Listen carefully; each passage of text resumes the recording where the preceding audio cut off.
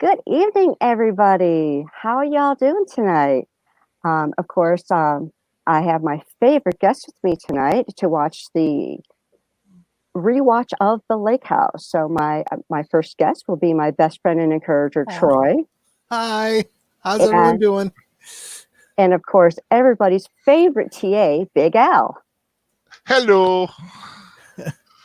Now, just to be a smartass, because it's my first rewatch or the first content at all on my channel, I was the first thumbs up. And I know that the prof was second, Troy was third, and Melissa was fourth. Now, prof was the first comment, and Melissa was the second comment, for those of you keeping track of that sort of thing. And while I'm at it, I'm going to welcome all the members in the chat right now. I see Melissa Harris said that she would be here. Let's see. I see Sir Torin. I see Brian Gilmartin. I see Evelyn Hampton. Hi, Evelyn. I see Casey Scott. Did I miss anybody? Oh, Daniel Bryan. Daniel Heron. Sound engraver. Thank you. Yeah. For some reason, as she's saying, I see so-and-so and I see so-and-so, I picture looking through the mirror, Romper room. Yes. Okay, some of these guys are a little young for romper room, honey. And I see you too. I sat there so many times waiting for my name to be said to see if she saw me. One day she did. At least Al is a common name. She never said Nanette. Yeah, I don't think she ever said my name either, but that would have creeped me out because I really didn't want the people on TV being able to see me.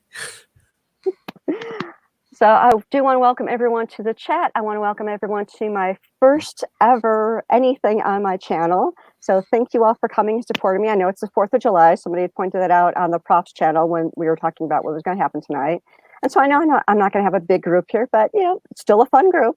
And I'll tell you, these days, though, it seems like nobody can get out, go anywhere, do anything. So, it's nice to have something to do with people that you know. That's true. Yes, we will provide the fireworks. Oh God, they're popping off all around us, and I got to tell you something. I used to love fireworks growing up. I think I grew up because now I'm at the point where, the loud ones go off and I just freeze. And I guess it's just the environment we live in these days. You're just worried what the heck's going on, which makes me really all the more compassionate for soldiers coming home and having to deal with this. I haven't been in a war zone, so imagine.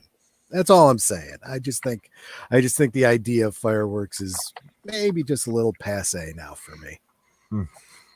Okay, give everyone a chance to queue up. We are starting at 00, so we're going to just chat for a couple more minutes while you all get synced up. Yeah, let me do the technical specs real quick. If you're on the CD, the DVD or whatever, you want to get past the rating information and whatnot. Whatever version you're on, the opening music starts with the fade in of the Warner Brothers lot in with a gold overlay. So right from 00 on that's where we're starting from. And as mentioned, tonight we are watching a Timey Whimey Rom Com called The Lake House. It's a little bit time traveling and quirky, and I think you guys are gonna enjoy it. So last week on Mr. Matchstick's Weeb Watch, he I mentioned, as we do for all of the rewatches, what's coming up, and I mentioned this one. He goes, "Is that a horror movie?" And I'm like, "No, it's kind of a rom-com sci-fi." And he's like, "I don't know why I thought it was a horror film." So no, this isn't a horror film. So if this is scared off Professor Geek, sorry, Professor Geek, this is not something that you need to avoid. It's actually, I think it's a very sweet story. I just in talking in the green room beforehand, I was comparing it to the movie Frequency, which is one that I want to do sometime in the future. But it's this idea where nobody physically travels through time, but information travels through time. If you could send a message back in time to somebody, and Frequency, I remember seeing Frequency in the theater, and I was just captivated by what was going on. I liked how they did that. And if this has the same kind of, I know this is a little more lighthearted. This Frequency is intense, but I liked how that all was going on. Yeah, this one is far more character driven. It does focus more on the romantic, and we say rom-com, but it's not that comedic. It's really much more romantic drama almost. But the timey-wiminess of it does get a little confusing. And if this is your first time through, which Al, this is your first time, right? Yes, it is. Okay, so I'll do my best to try and weed through it, because in fact, you know what? Let me just go into a little bit of an intro to it. Okay, I'm not ruining anything by setting it up. At first, going into it cold, you're not supposed to realize this, but I think all the trailers kind of give it away. You're dealing with a situation where two people live at a lake house, separated by a year's time. 2 years? 2 years. Okay, sorry, 2 years. And they're able to communicate with each other through the mailbox. When one person in the future puts something into the mailbox, it goes back in time to the, it's still in the mailbox, physically in the same place, but it goes back in time 2 years, and vice versa. And it's as it works towards the denouement, it gets a little bit more intense because they're trying to get a message through. Please get the message. But it can get a little confusing because at first you don't know which one is in the future and which one's in the past. All right. Okay. Oh, okay. And they don't know, because I'm sure I was just wondering if they reveal.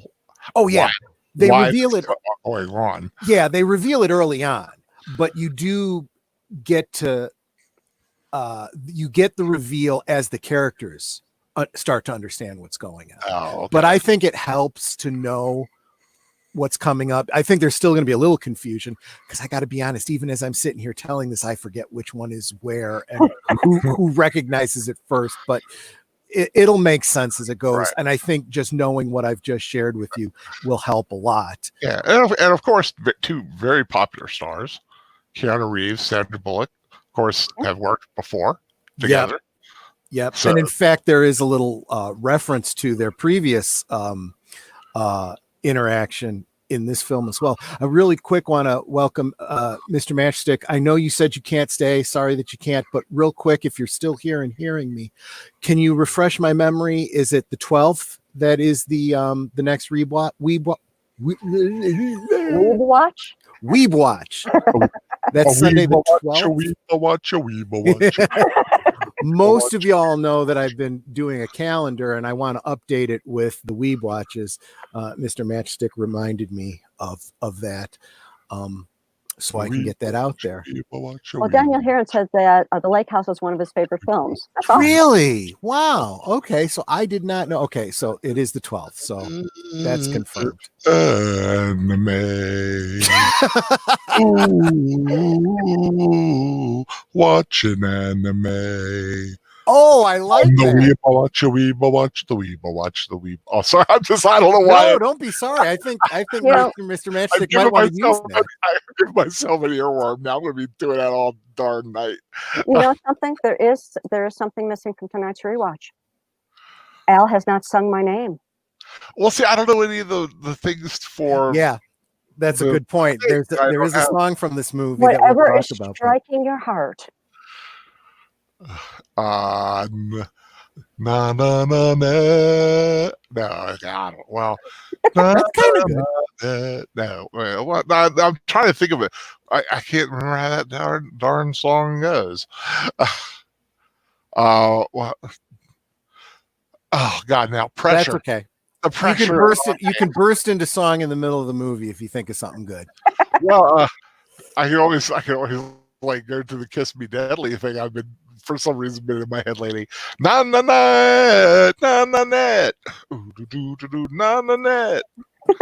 Na na na na na na na na net. Sorry. Okay. Cool. My only problem when you do something like that is I don't know if I'm not recognizing the song because of your rendition of it or just because you're doing something that I just don't know because I I don't know all the songs you know. Lita Ford, "Kiss Me Deadly," which of course is also the name of the film we were watching on Tuesday night Yeah, on the I Confessions channel. Okay, don't know that song, but now that you say that, that gives me a chance to look that song up and listen to it before the rewatch of Kiss Me Deadly. Uh-huh. Mr. Matchstick said, give him a minute and he'll see how many episodes of We Watch post Cowboy Bebop. Okay, cool. And Sound Engraver said, Big Al presents In the Jungle, but Nanette. Oh. Nananet, nananet, nananet, nananet, nananet, nananet, nananet, nananet, na na na na na na na na na na na na. That's funny. Na na na na na na na na na na na na na. Cool. Okay, will do, Mr. Matchstick. I'll probably get that after the. In fact, let me make a note of that so I remember to do that after the rewatch. Okay, now if everyone's all queued up, ready to go, what do you say we do the countdown and get started? Sounds like a plan. I'll do what we always do, 3, 2, 1, start, and then we'll go. Okay, ready? 3, 2, 1, start. Light that candle. There you go. I like this little music. Yeah, it's kind of mellow. Now, luckily, this is set in a period that's recently enough that I don't, get to Mr. History on it, because there are some continuity errors as far as when songs came out as opposed to when the story is taking place. And I completely overlooked that. In fact, there's a song that comes up later on that was written specifically for this movie by Paul McCartney. But the song wasn't released until after the movie came out. So obviously it was not contemporaneous with the time period of the film. Vertigo Entertainment. You'll notice the letters in the background that you're seeing are the letters that they were exchanging with one another. Yeah. Is his name Alan? No, I don't know what the Allen was, but like the written letters out, not the envelopes, were some of the lines. I was like, oh, I remember that line from one of the letters she wrote, or that's a line that she his wrote. name is Alex. Oh, Alex. Alex Weiler and Kate Foster. Yeah. Well, one of the envelopes that went by said Alan. That's why he was asking. Unless it was an X that was written very badly. So now here she is leaving the lake house. She's not going to be living there anymore. And she's going to be leaving a note for the next owner. Mm-hmm.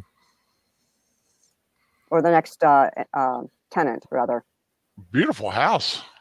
Yes. I like that open kind of area. That is we've never actually visited there, even though that's local to us. That house is in I believe it's in Aurora. Look at that classic Mustang. That's beautiful. Really in Aurora, because they only built it for the movie and then tore it down. Yep. Really? That's another sad thing. Yeah, it was built specifically for the movie. I like how that's set up on the lake like that. Yeah, and obviously it's here are like so great. She went one direction while it was still like fall, and he was coming in from the other direction, and it was a perfect fade to winter with snow. Yeah. And you'll notice that in some scenes where the backgrounds are identical except for the weather change.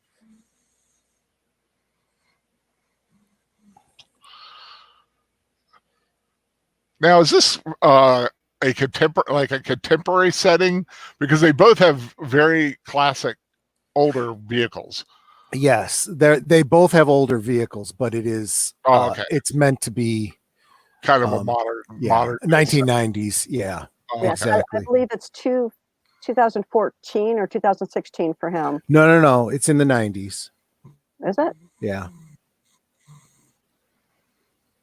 I know at one point they said the date. That house. I like how now you notice that there's no tree in the center in his version. Oh, that's right. I really like Sandra Bullock with shorter hair like that. Agreed. Yeah, her longer hair. She has a very thick kind of hair look, and it looks heavy on her head when it's long. Oh, there's a classic actress. Was it Suresh something? I can't remember her name, but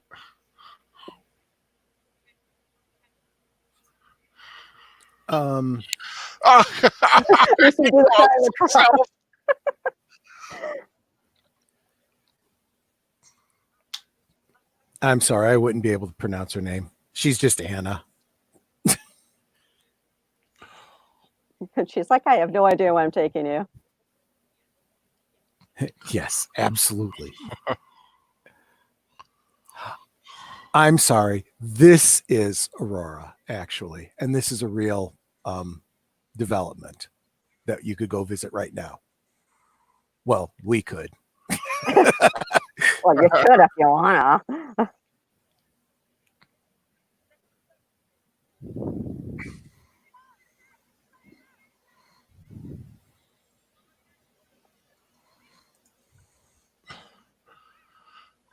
And here she is trying to climb up a hill in heels through dirt. yep.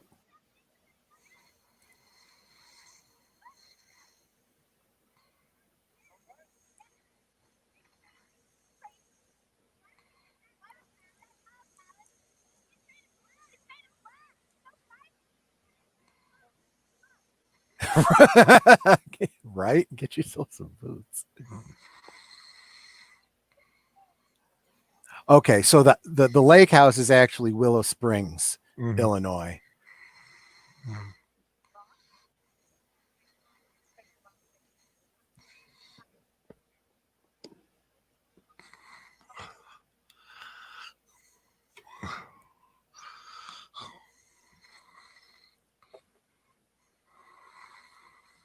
Okay, so just to get the time setting, we saw her leave and then we saw him move in.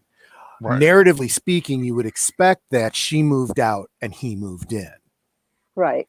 You'll see later that's not the case. It's actually and now he just got to the mailbox and got the letter.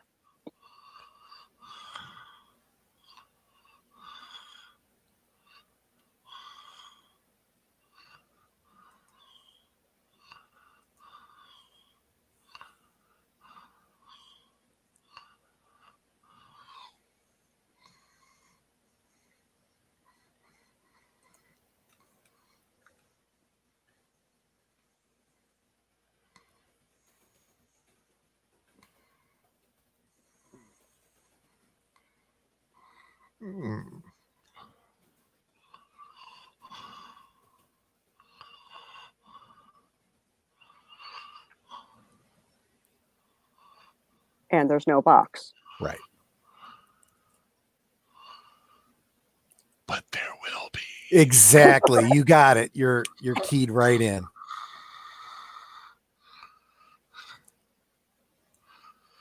And that dog plays a key point in the movie as well.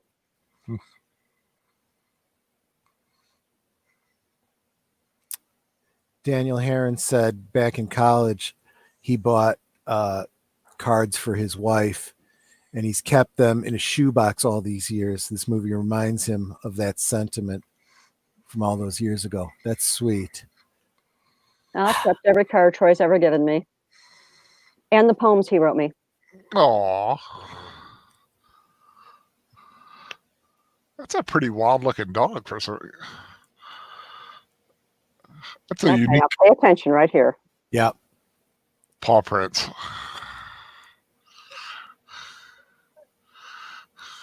And now he suddenly sees the footprints that weren't there before that were mentioned in the letter.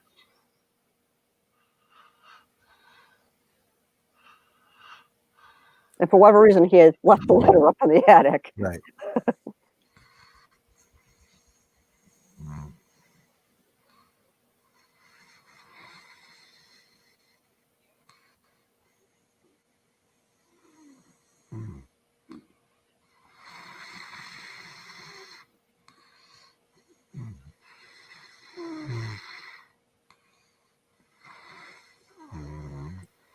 So now this is her mother.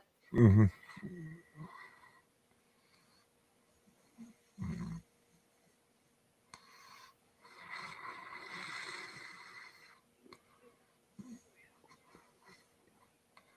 Mm-hmm. Kind of the way I eat sandwiches. I know for me, once a sandwich is together, I don't like really, unless I'm adding something, I don't pull it apart. for me, I'm letting air in and it's not good. I think that reaction is, what's in the sandwich? I really like this. Yorch. Yep. And of course, she's a doctor, so she's going to run forward.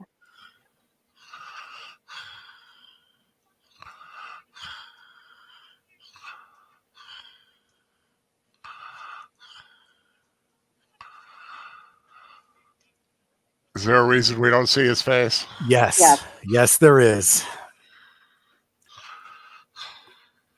I think you see where this is going now. Yep.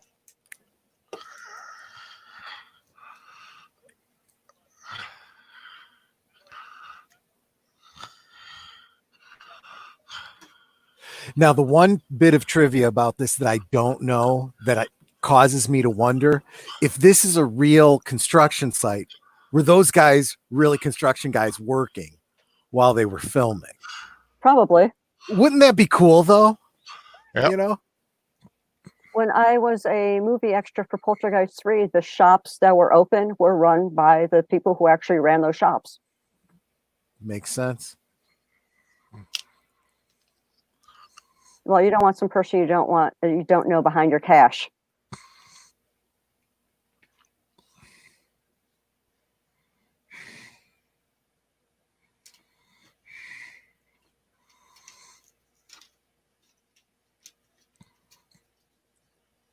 Lakeshore Drive. So she's just lost her first patient, so to speak.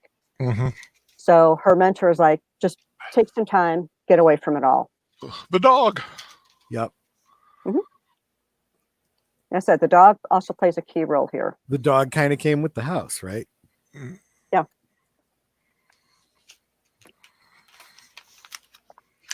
So if you go to Google Earth and take a look where this house was, you can still see the platform over the lake. Yeah.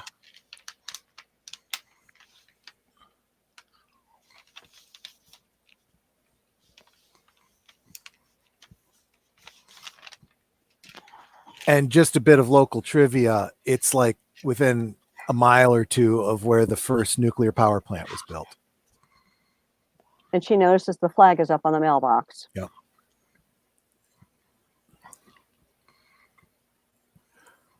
For those of you that don't live in rural areas, a flag up means that you've got a letter. Flag down means you've gotten it. Maybe there's something to send out. There's something in there, in other words.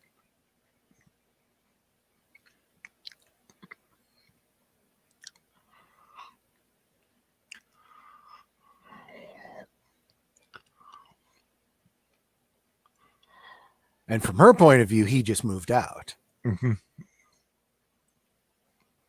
No, he just, from her point of view, he just moved in. She moved out.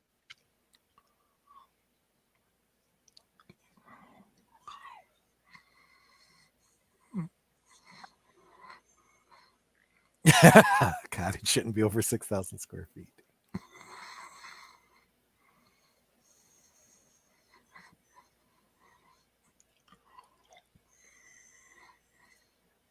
Now, when she gave her address in Chicago on Racine, I got real excited because my grandparents lived about a block from there when they first got married. And it also happens to be the same block where Sean Connery's fictitious character in The Untouchables lived. Mm-hmm. Christopher Plummer. Yes. General Chang. I mean, yeah, Christopher Plummer, right. Right.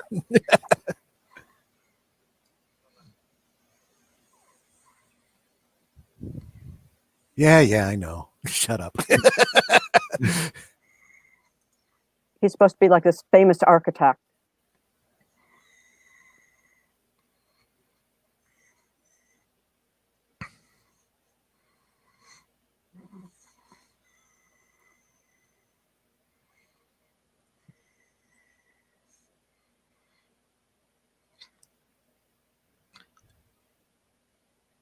I always thought it was funny being an architect because Mike Brady on the Brady Bunch was an architect. Yeah.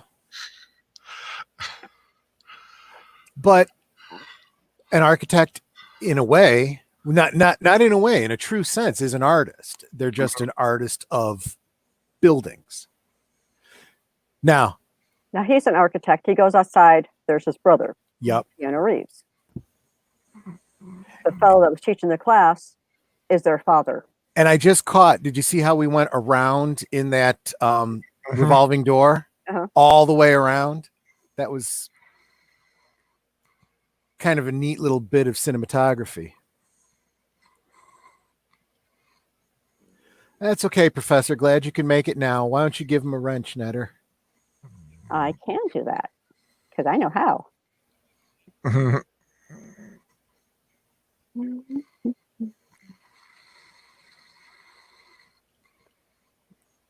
There you go, Prof. Now you have a wrench.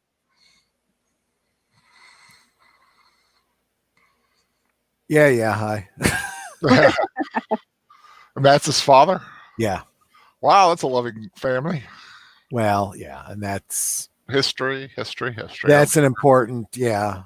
Their relationship makes a difference, yeah.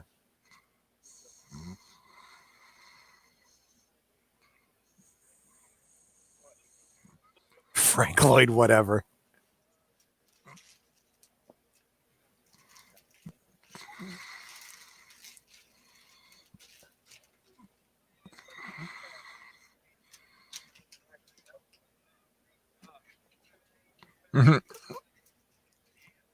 Yes, Professor, you can has a wrench. I gave him a wrench. But remember, with great power comes great responsibility. Use it wisely.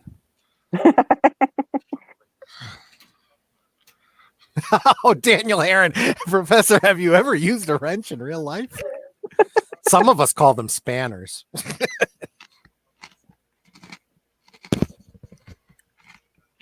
Okay, you guys, don't pick on the prof.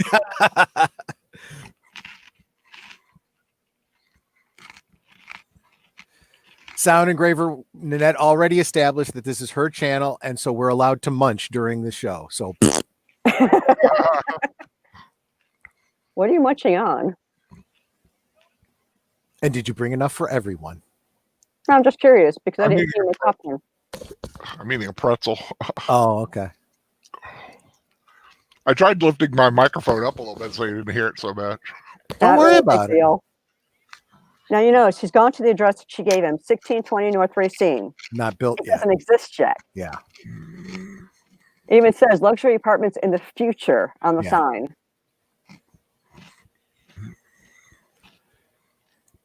Yeah. This is why I feel like it helps to know going into it that there's a timey-wimey aspect to it. Yeah.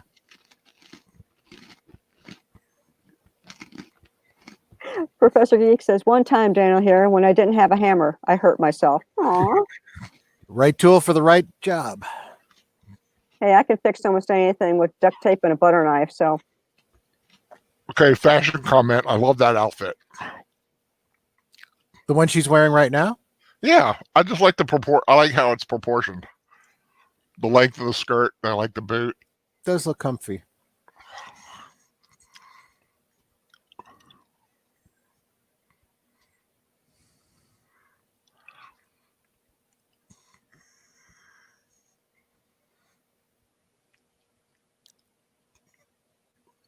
Show the picture to the dog.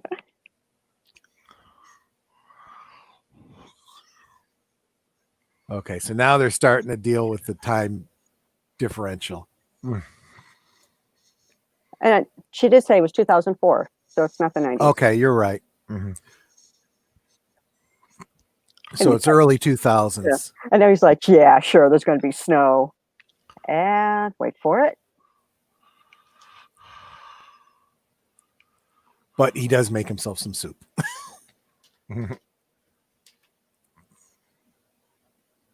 And this is a great little reveal where he sits down in front of the mirror, in front of the window where it mirrors himself back. And it's like he's immediately looking at the snow.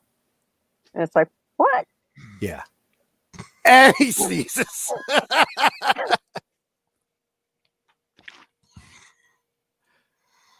maybe a little bit of placebo effect there. I don't know.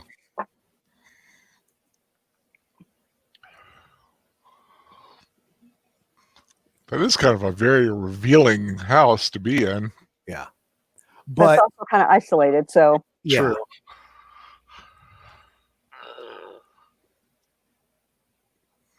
now he's like really intrigued. So when you have that much isolation, you can have a setup like that and just make maximum use of natural light. Mm-hmm. Did you catch that? Whoa. Yeah. And he just saw the flag go down.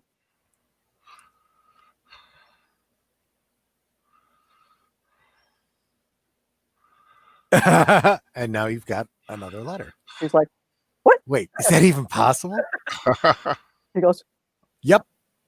That letter was not there. why not? He's looking around like, what? I didn't see anyone here.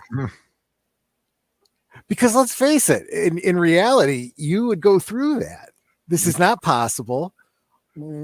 Was there some sleight of hand, someone doing a trick? You know? Now she's looking around like, huh? So did you notice that she named the dog Jack, which is Keanu Reeves' character from Speed? Oh, okay. That was Sandra Bullock's idea. Yeah, that was Sandra Bullock's idea. She's looking at the mailbox like, is this going to explode? Yeah, she like taps it.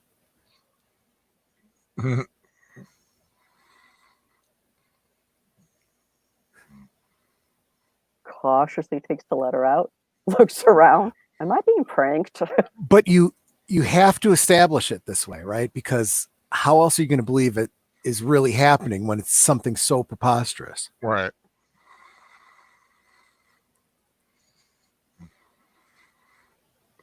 And now they're just standing there with notepads and pens. Right. He's okay. Here we go. He's out there in his pajamas and a robe, so he must be really cold.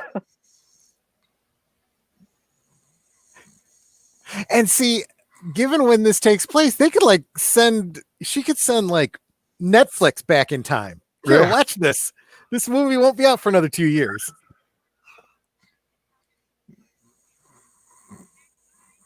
Do me a favor, return it to Netflix when you're done. They'll get it 2 years in advance.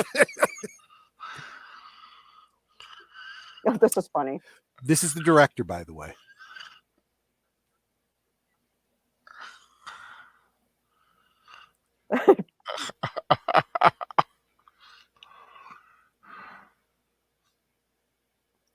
A little Alfred Hitchcock inspired there, the fact that the director wanted to jump in. Mm-hmm.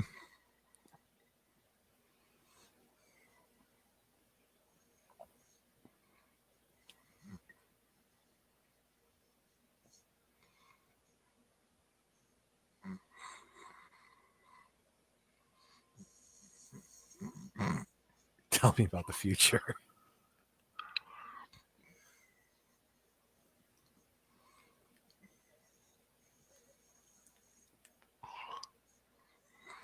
Shiny metal jumpsuits and flying cars 2 years in the future. Man from the past. I mean, technically, Al, you're in the future. You're an hour ahead of us. That's true. So, and we're talking back and forth through time. No. I'm like Future Man from Right. Star Trek Enterprise. And I'm Retro Boy.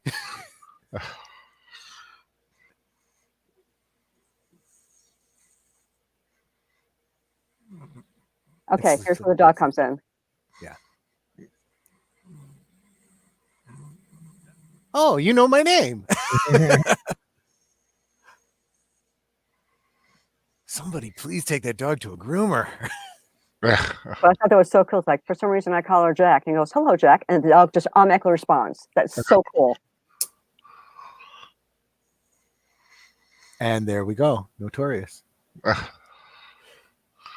So there's not a huge theme. I'm not sure that the director was terribly influenced, other than the fact that he was an Alfred Hitchcock fan and inserts himself into the previous scene. Right. But one of the things that we focused on the Professor's channel when we were talking about Notorious was that communication, and how good communication or lack of communication can definitely have a huge impact on the outcome of their relationship, and in fact whether or not someone survives.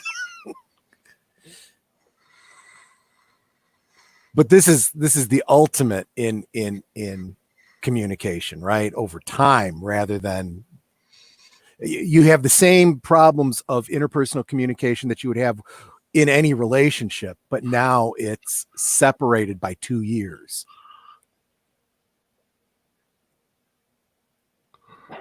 You're my only connection to the future.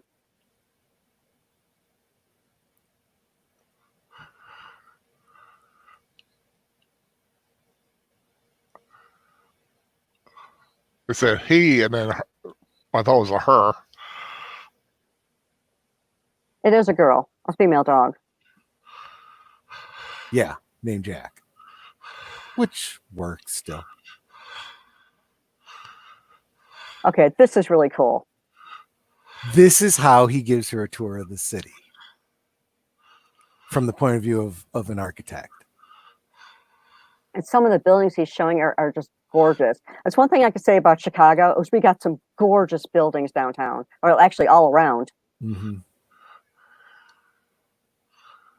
That's one thing that Chicago's got going for them is the architecture is just fantastic.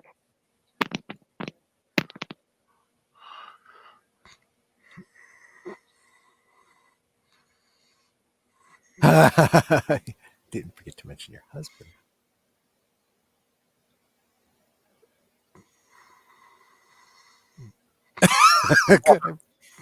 Eight children. None of them look like me. I'm worried. I mean, look at these buildings, these old brownstones. Huh? I like that one right there. I love that door.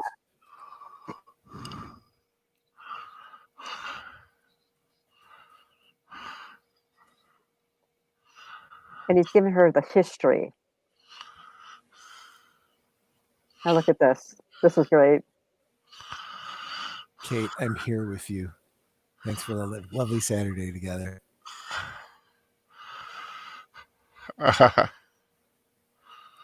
Aw.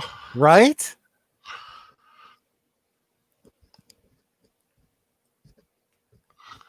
And the conversation is real time, but that couldn't really happen because of the way they were writing. So the way I conceptualize it in my mind is a lot like the doctor's transcript in Blink, where half a conversation is written out and you can fill in the other half. I don't know if that's really the way it worked, but that's how I like to think about it.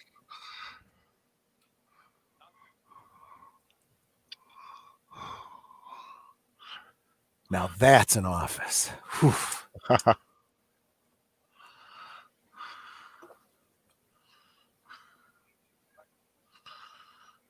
Without music. Do you hear that sound engraver? Life would be senseless without music.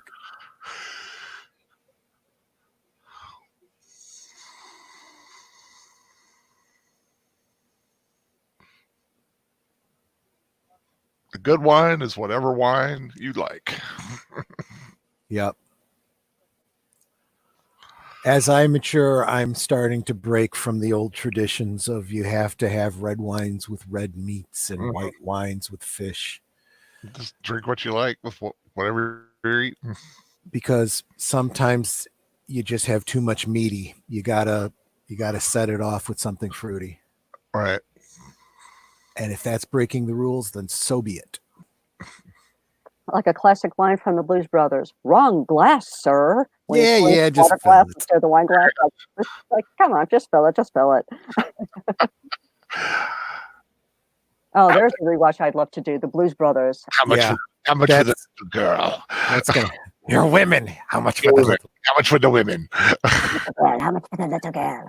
Your daughters. I want to buy your daughters. Yeah. We got to do that one. Yeah, I want to do that. I want to do that one too. I've seen it.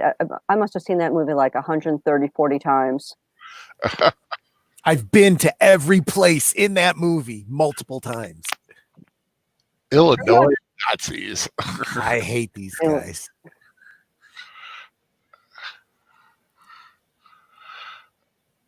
Yes, it's General Chang. You're absolutely right. Honestly, I can't hear his voice anymore without hearing General Chang. Now, his father just found out that Keanu Reeves just bought the lake house. And he's like, yeah, I heard some slazy condo developer bought it. Yeah. Yeah, his father designed the lake house. That's, you know.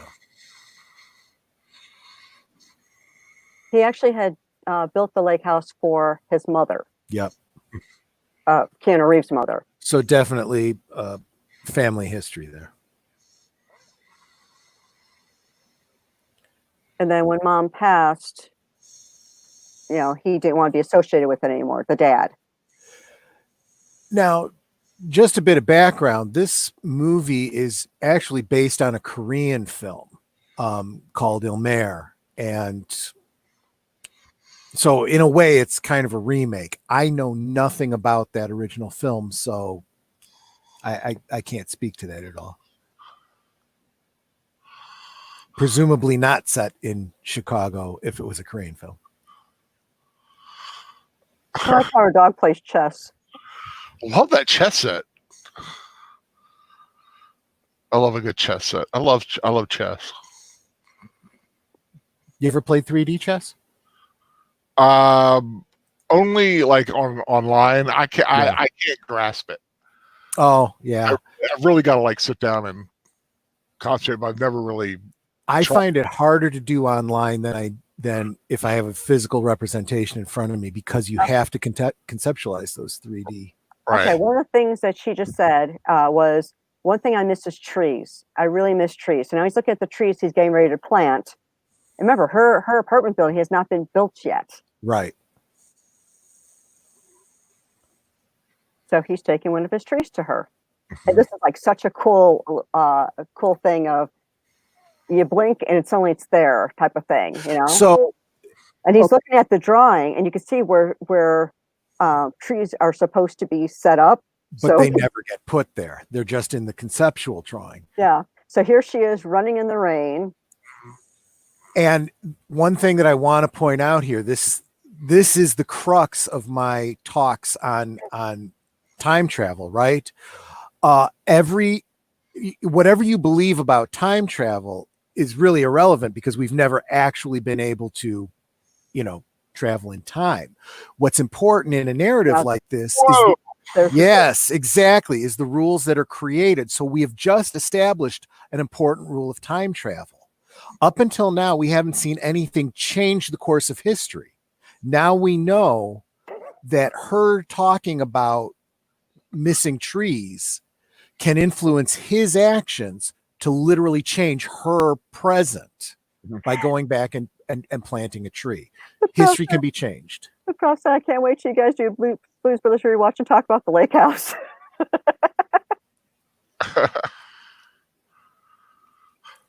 I want to point out right now, Professor, that all of these movies are interconnected in some way, even if it's just our love for them. That's what these rewatches are about. So now, Prof, I did send you an invite if you want to come on. No, he just wants to heckle us from the peanut gallery.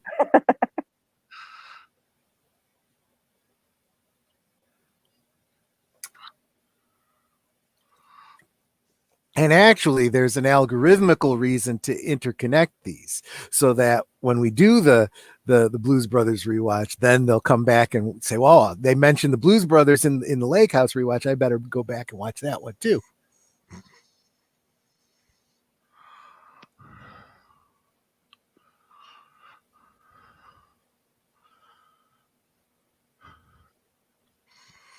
Sandra Bullock is a cutie.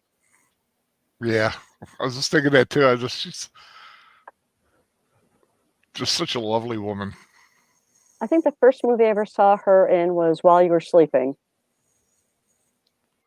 First time I ever saw her was in a $6 Million Man Bionic Woman movie. That's right. She was the new bionic woman or whatever. Yeah. Okay, now here's the scene where he's talking to his brother and saying how he made some adjustments to the lake house. Like he added the tree in the center and he did some other modifications to it that his father hadn't done.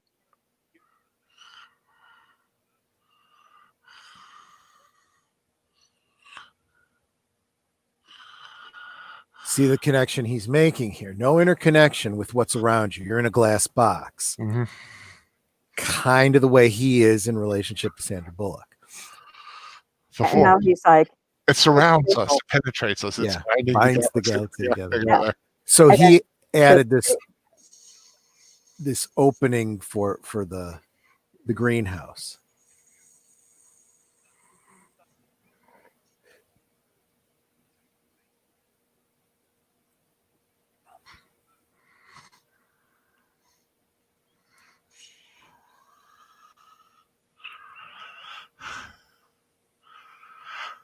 Oh my gosh. Professor's pointing out that Sandra Bullock ought to have played Lois Lane. That was a missed opportunity. Mm-hmm.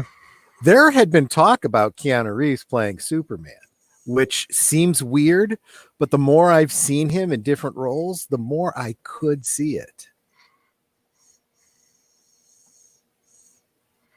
I could, yeah.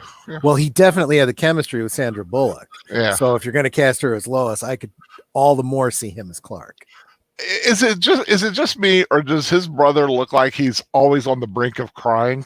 I was thinking that too when he first came out of the hotel. Yeah, he has a miserable look to him. He's like he's about to just bust out in tears.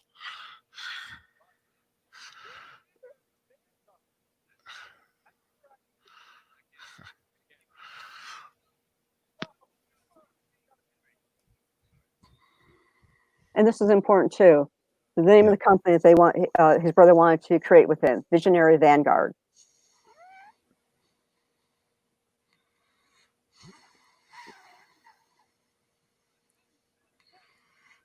Yeah, you did. You totally hesitated. Mm-hmm.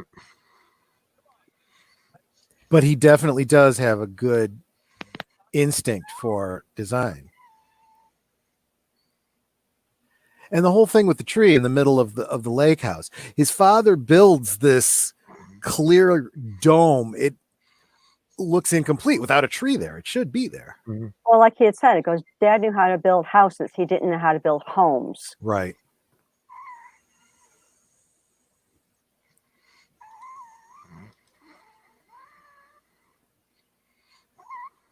Now she's taking the purple line from downtown, which does not take her anywhere near any of the places out here. But yeah, I know.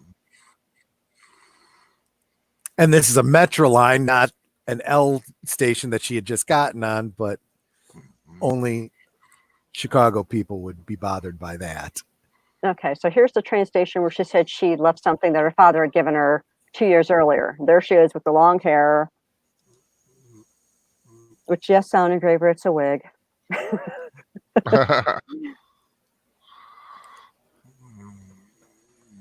Well, clearly, because they got to show the hairstyle difference. So she grabs her bag. He walks off. She walks off. And he's going to look. Now, what I think is great here is this is actually the first time they've ever seen each other. And he knows that's her. Mm-hmm. Because she looks at now, it's kind of like, I got your book.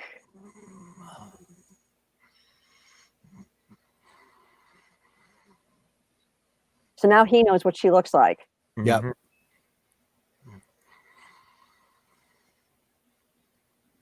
He literally went there to see her.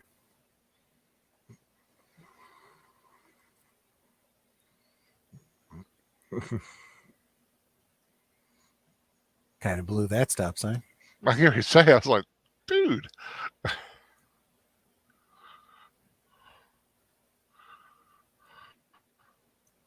Oh. It was a bad hair year for me.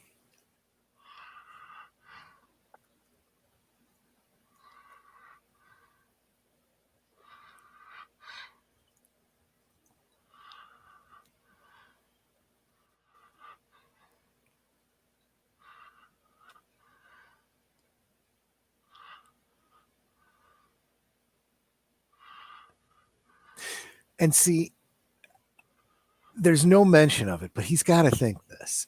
If he can plant a tree for her and change the future, couldn't he just go meet her right now? But Right. if he does that, he's afraid that all of this would change too. I mean, that's what I'm saying in my mind. There's nothing in the story that directly speaks to that. Okay, she was just writing, call me at this time, and then her phone rings. But it's not him.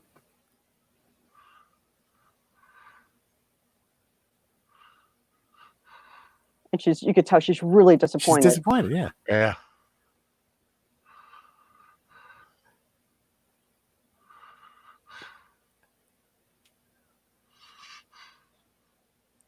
So here's the Riverwalk. A really nice place to walk along when you're. And this is her commuting. ex-boyfriend who thinks he's all that in a bag of chips, and he's Yeah. not.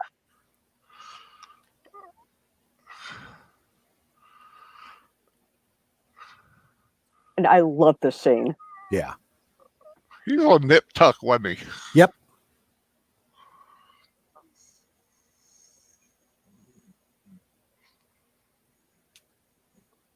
Yeah, almost a year in advance. Name of the restaurant, Ilmar, doesn't really exist, but that is the name of the original movie, the Korean film.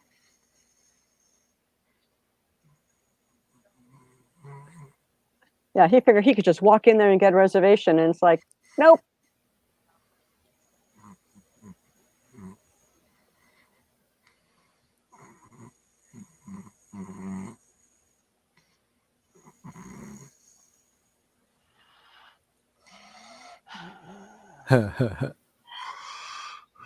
This was a setup.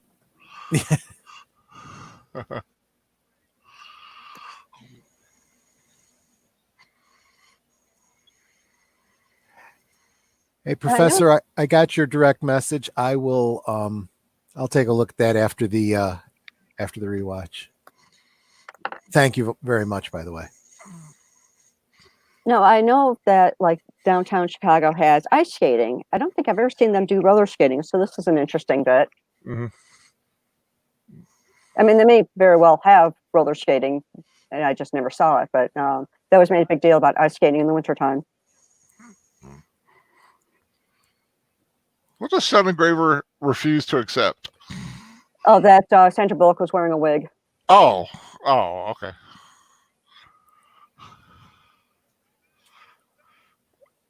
And now he's talking about how they broke up because she kissed some random guy. Keep that thought in mind. Nice house.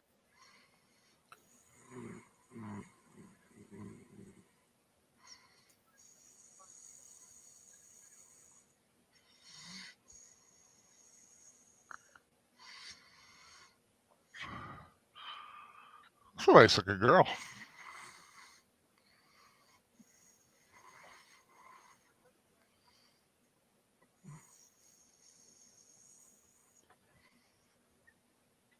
The dog looks like boots. Well, here's the other problem. He did tell her to get boots.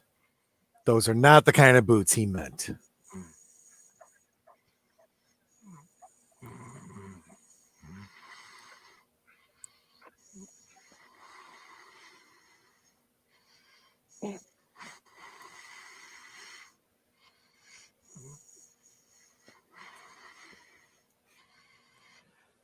Now, this is the one nitpick I'm going to make about the time travel in this film, and that's Jack. Jack seems to be the biggest paradox that I can't resolve. Mm-hmm. Unless there's something special about Jack that I was wondering that. unless he exists out of time and is able to. You're forgetting a scene that comes up about halfway-ish, I think, through the movie. I'm not. Jack apparently knows about it, even though it hasn't happened for him yet.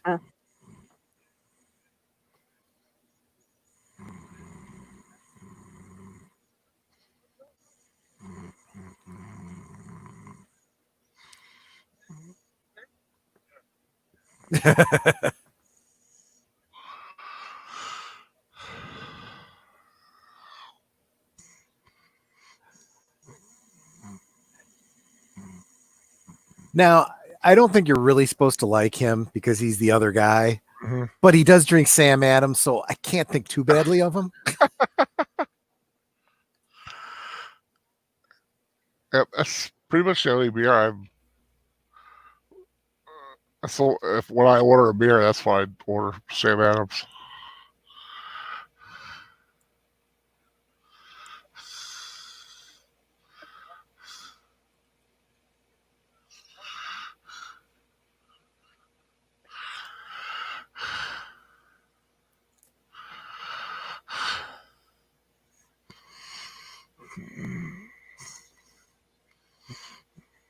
And he's like, wait, Kate?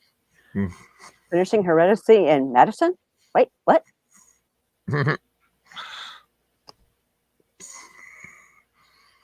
So he wants to punch the guy.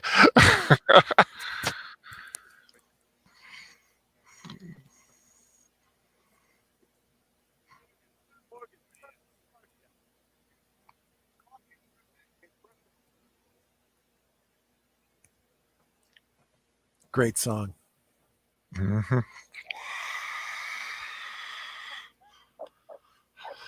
Carly Simon? No, oh gosh, what's her name? It's right on the tip of my tongue. Baby, now it's too late. Carole King.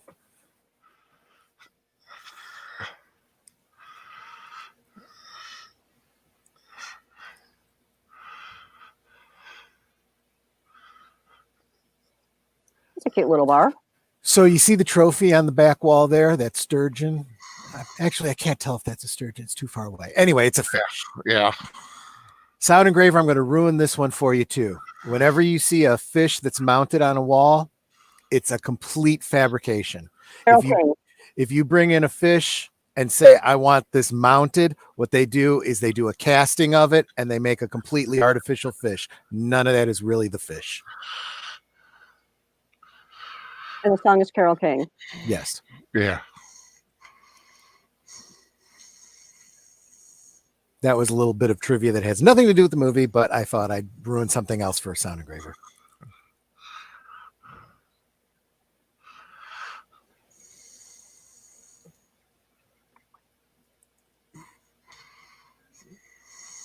So Torrance said, Tor Pacelli, I always thought the whole Carole King, Carly Simon confusion was a joke.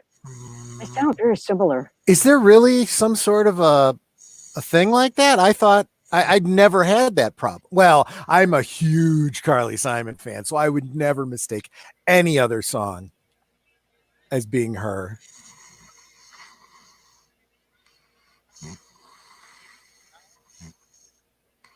But the orchestration of their music is very similar. I can see that.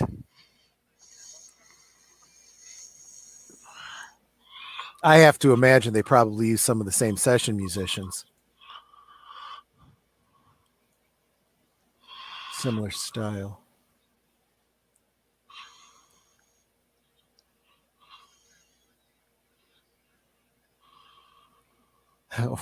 Oh, sort of a boyfriend. Sort of two boyfriends.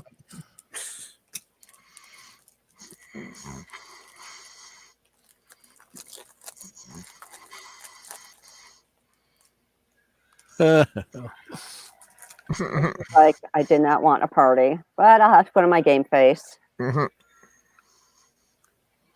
Even when you don't want to celebrate your birthday, when someone brings out a birthday cake, that can make up for it. Yeah. There's cake. On the cake.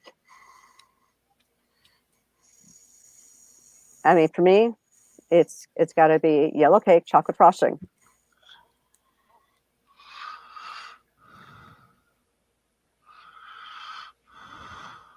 Yeah, he cleans up well.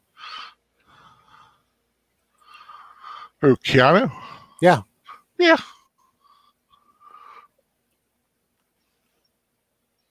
She's got great hair too.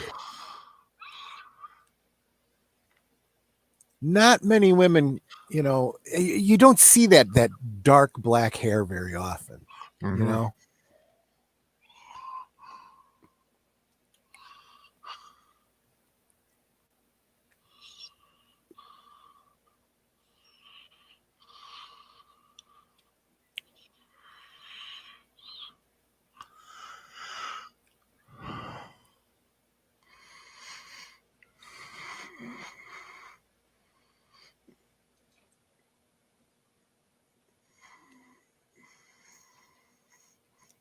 Wow. Mm. He must write one hell of a letter. So it turns out there was a joke in Martini. musical where one of the characters says that he gets the two confused, but I'd never really seen it in action until now.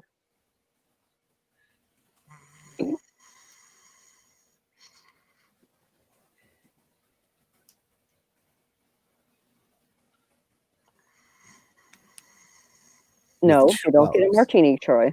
With two olives. I'm sitting in front of the bar. You can't have it. You're blocking my path.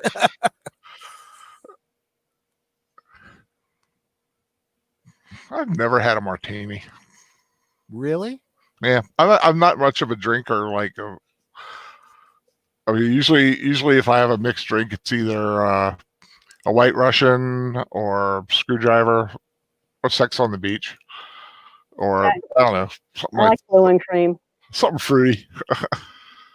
Kahlua and cream, margaritas, pina colada. Technically, this is the first time they meet.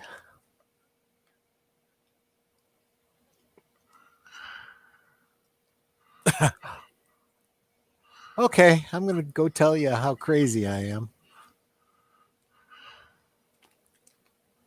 And you notice he's still wearing work boots because a guy like him would be wearing work boots. Mm-hmm.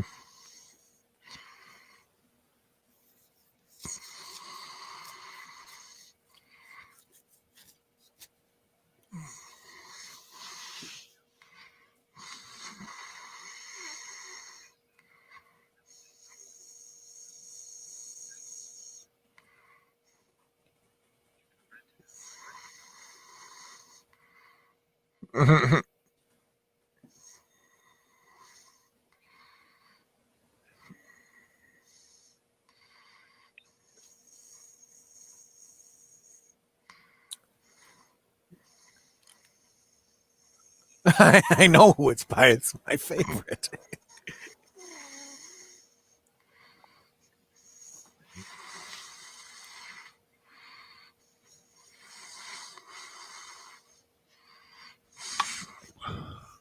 In a way, it's true. A friend of his did just give it to him.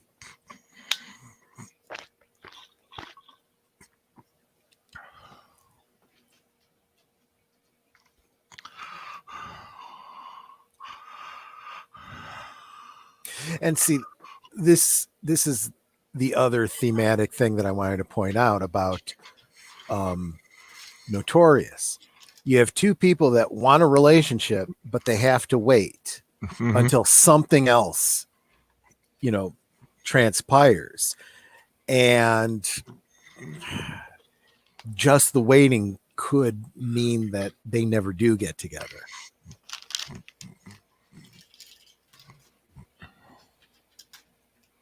Yeah, sorry to ruin it for you, Melissa Harris.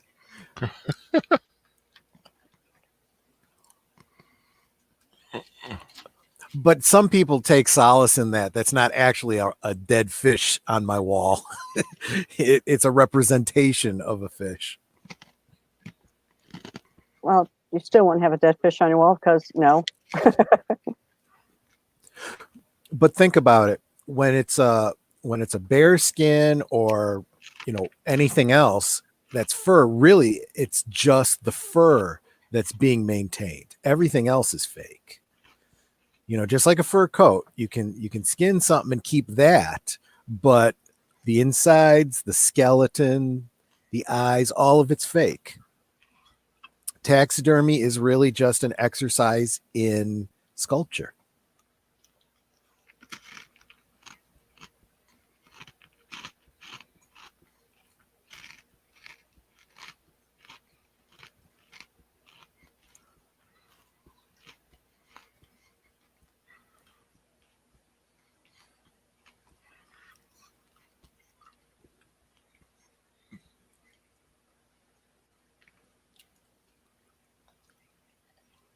That's an interesting take. He may have been a great guy, but we didn't last long enough for me to find out.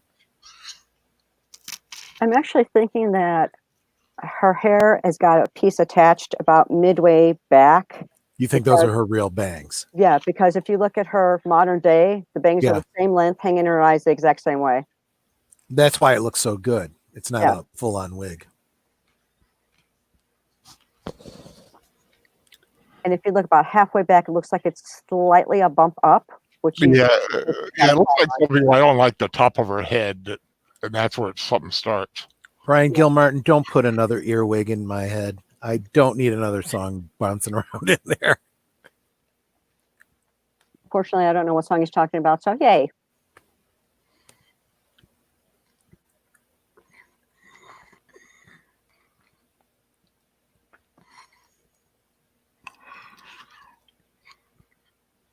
He's like, wow, I'm really doing good here, aren't I?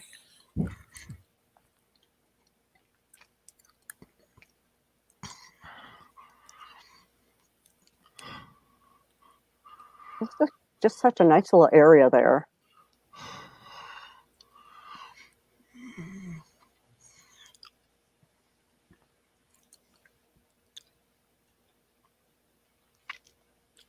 Yeah, I can honestly say I don't know where this is.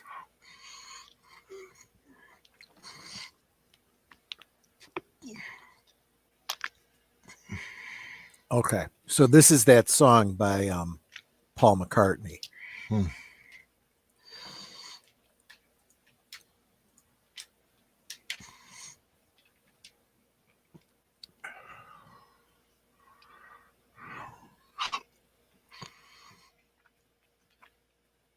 So the song was released on the album Chaos and Creation in the Backyard. And I have to assume that Creation in the Backyard is a reference to this scene.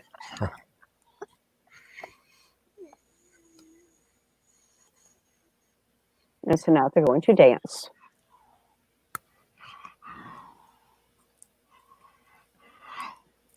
And I know this may not be a popular opinion, but I think that Paul McCartney, after the Beatles, is when he did his best stuff, including this song. This is his style. Mm-hmm.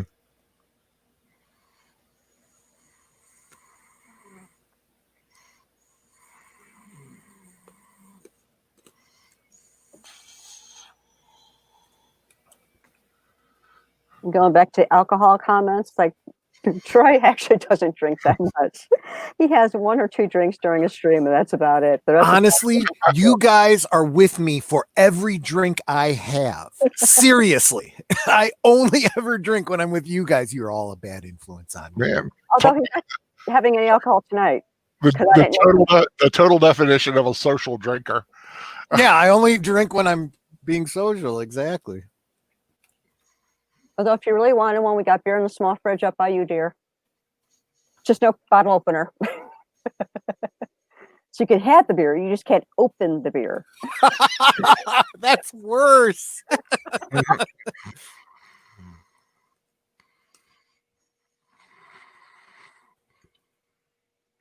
Wouldn't this alter history? Nope.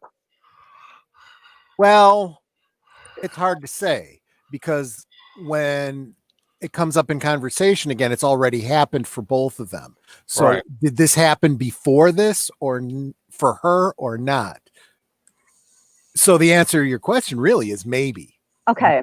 Now, remember when her boyfriend decided to visit her downtown and tried to get into that restaurant, and they kind of got into an argument where he said something like, you're macking on some guy. She goes, so I kissed some random guy.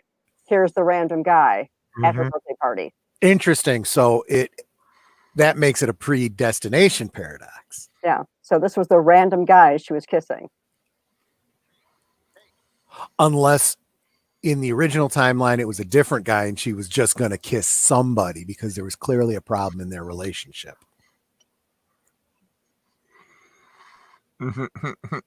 And they're not even acknowledging the kiss at all. I still don't exactly know who the other chick is. She appears to work for him. Yeah. Him. That's exactly it. She's the front desk girl, and she's but she acts like useless. She's a girlfriend, because she's really, really trying to be. She wants to be, yeah. And clearly, they're not meant to be together.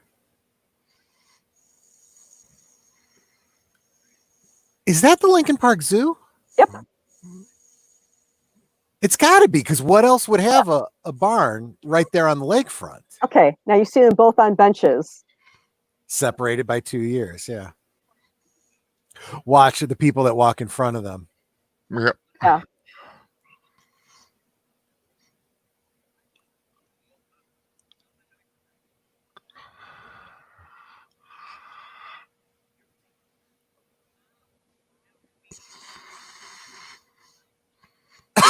What, did you have a clown for breakfast this morning? Our first fight. Ouch. See, that's the problem, right? When you get into a fight, you start, saying things that are just hurtful for no reason. Mm-hmm.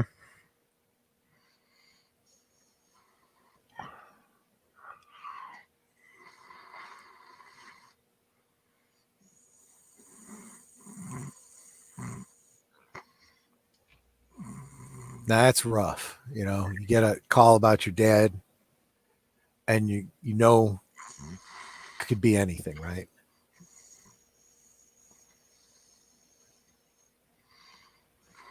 And she's the mentor for Sandra Bullock's character. Right. That's the funny thing, because she was talking with her in the future, and about him, and it's like, you don't even know, you've already met him.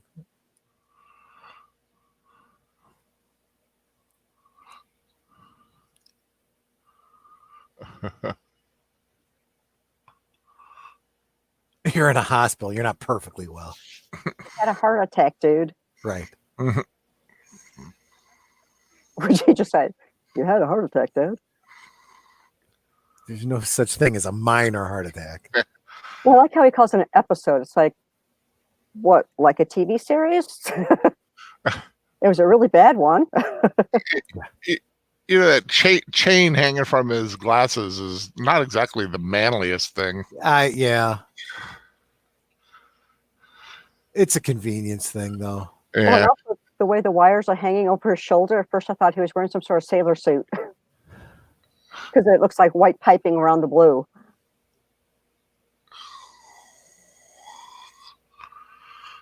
So now he's talking about how his dad built the lake house before he became famous. Mm-hmm. And it was a gift for his mom.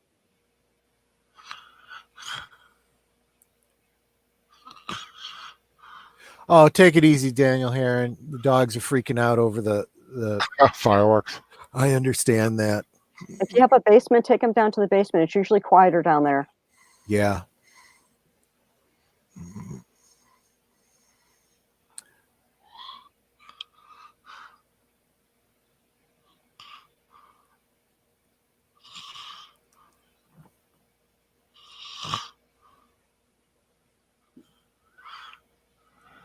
I like this. Here again, they're in the same place, separated by 2 years, as if they're talking.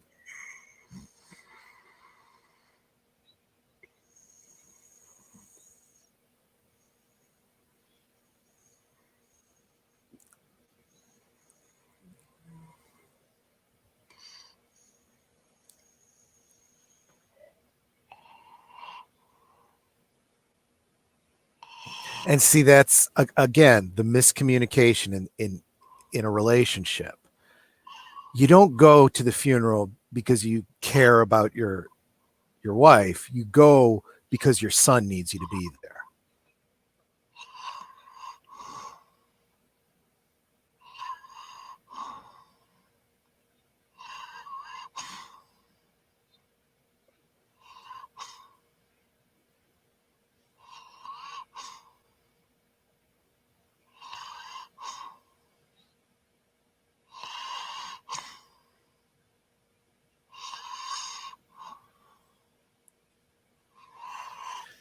And the one defense I'll make for his father, he comes in and gives him grief about him working on his drawings and stuff. You should be resting. Mm-hmm. For some people, that is rest. If I'm not doing this, then my anxiety goes up,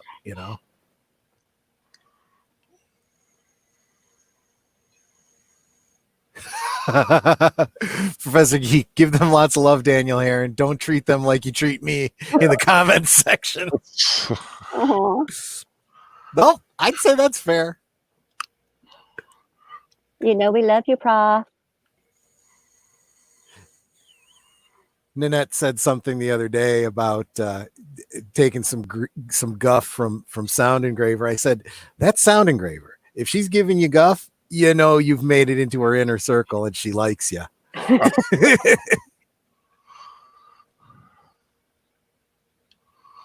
See the way the white wires are going over his shoulder? It looks like he's wearing a sailor suit.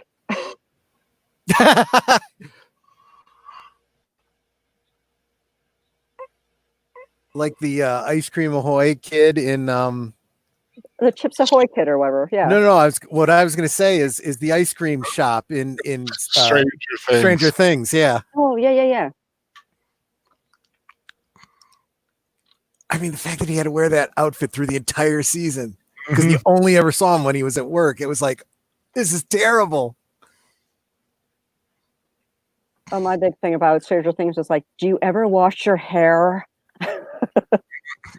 Okay, before Professor Geek says, let's do a rewatch of Stranger Things and talk about the lake house.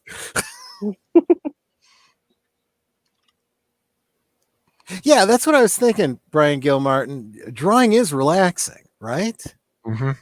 Again, going back to what I was saying about being an architect is being an artist. Yes, it's a profession. Yes, they take it seriously, but it's still art. If you can make a living doing what you love, you'll never work a day in your life.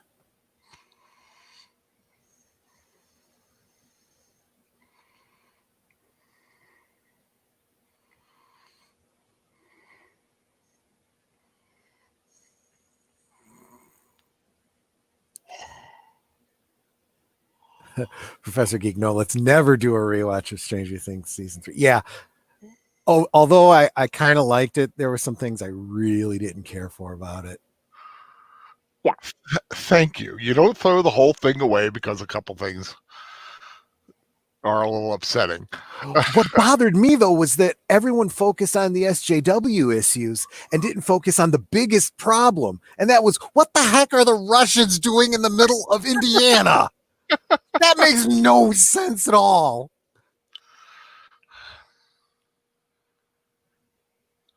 And she looked up his father's records and saw that he passed away. So she's like racing to the lake house so she can give condolences.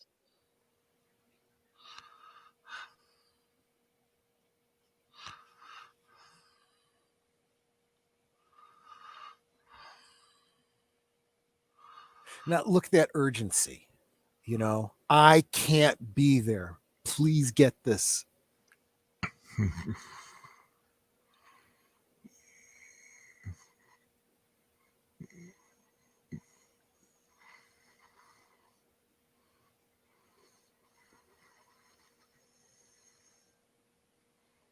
Hey, Aged Boomer, happy 4th to you as well.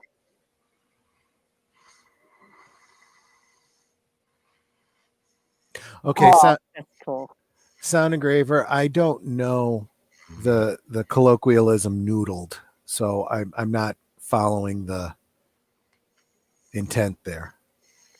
Now you see that she gave him a copy of his father's book that's not going to be coming out for a while for him. Yeah. Mm-hmm.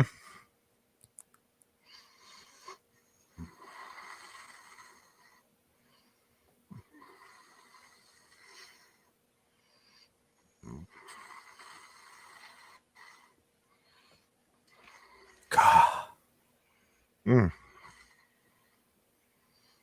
So he's about 8 years old there. His brother hasn't been born yet.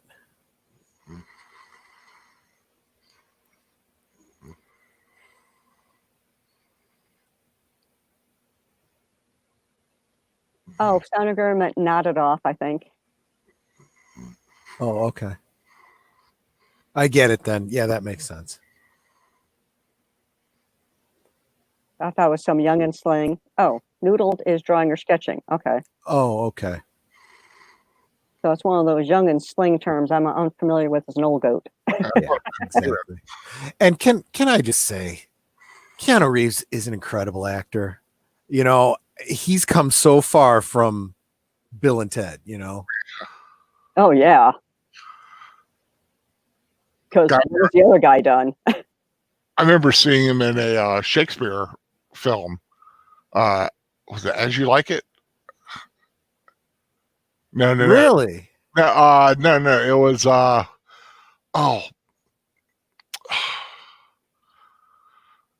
Okay. I can't remember the name of it, but he played like the bad guy. He just seemed wooden in it. Sound agreeer, that's doodled for us old folks. Yeah. Now this part's important. He said, I want to meet you. Pick a place. So she picks that restaurant that she didn't get to go through with the jerk. Ilmar. Yeah.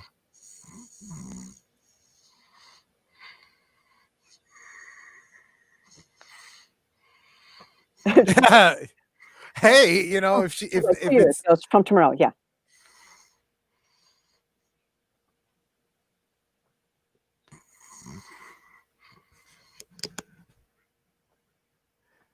I love the fact that it's the same girl, you know, she's been there for 2 years and she's like, I took this reservation. And it was kind of like, yeah, we showed up. Well, it's kind of like that letter in Back to the Future, you know, that Western Union's been sitting on for, what was it, 80 years or something like that? Something like that, yeah.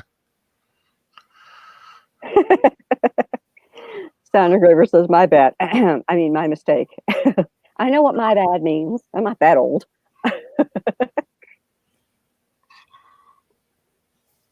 Much ado about nothing. Thanks for touring the game.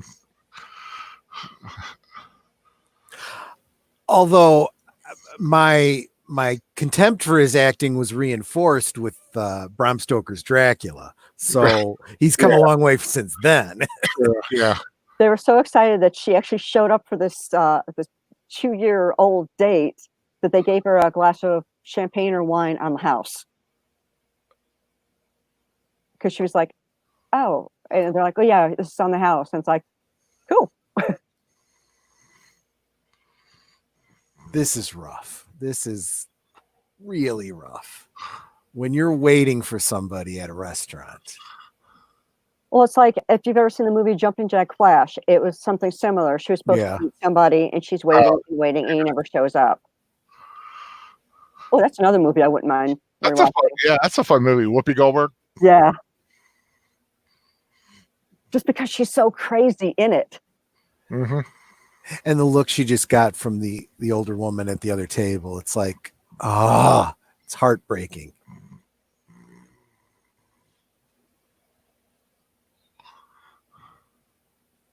And again, the way they show the passage of time, you see all the skaters, and then there are less skaters, and then there are less skaters.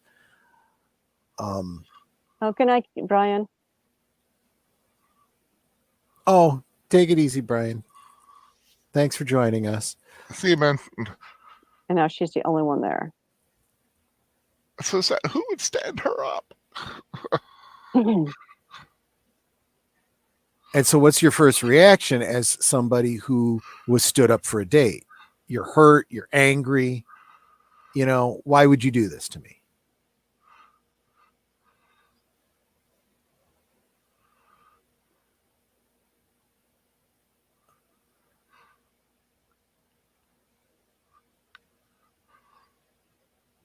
And this is like, I'm sorry. I haven't had a chance to not be there yet.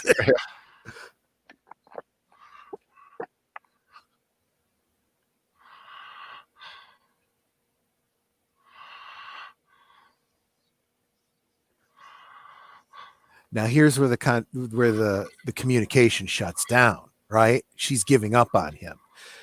You can't have communication unless both sides have an open frequency. Mm-hmm.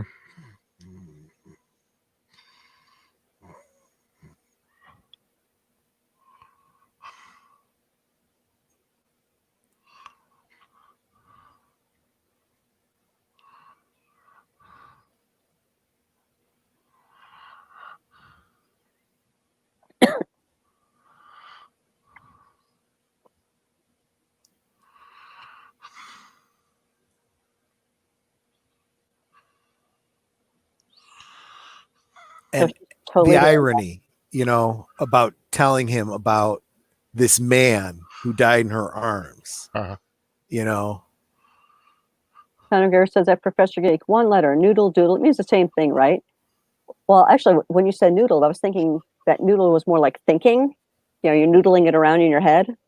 Which is exactly what sketching is. It's just physical representation of what you're thinking. So now he keeps putting all these letters in the mailbox, waiting for her to get them. And they just sit there. She doesn't take them.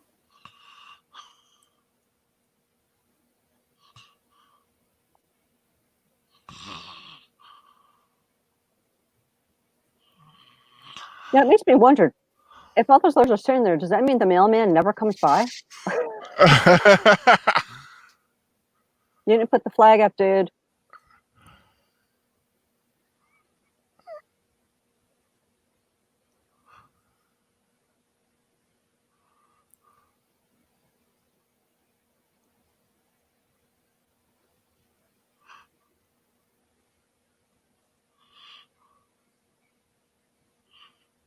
It's funny. Sometimes I'll look at the extras in the background and go, do I know any of those people? Right.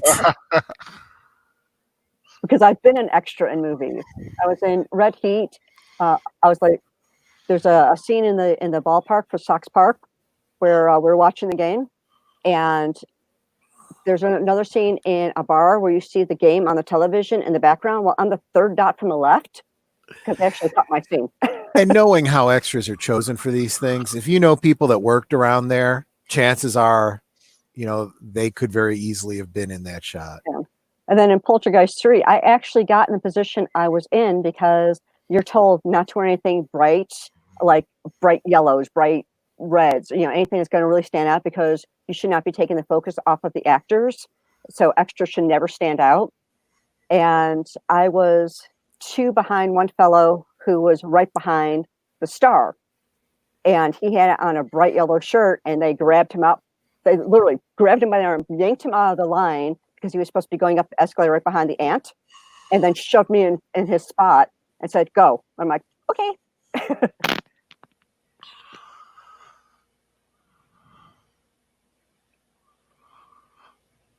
Boy, he keeps trying, doesn't he? Yeah. If any of you watch Poltergeist 3, there's a scene where the kids run down the escalator to catch their ride to school because they're running late. And then right after that, the aunt is going up an escalator, and she turns off and goes into an art gallery.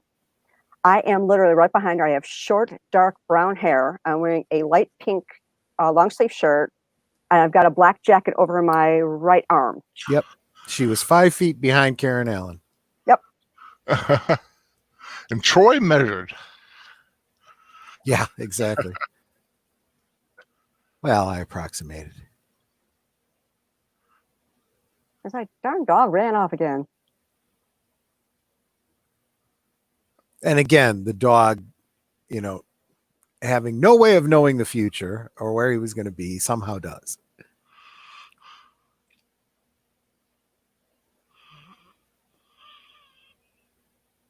Runs off into the woods so that he can come back when she shows up.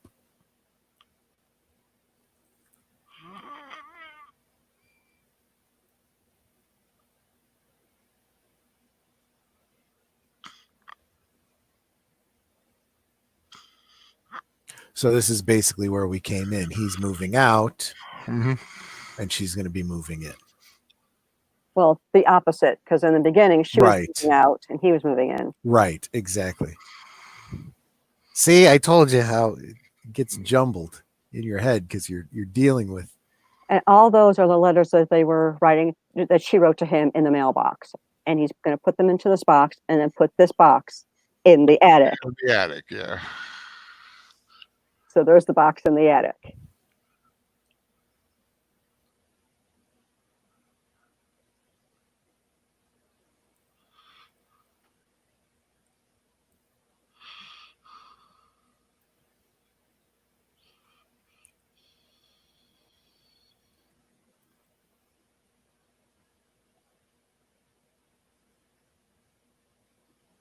So here's another paradox that you wonder if this would have happened if he hadn't been in communication with her.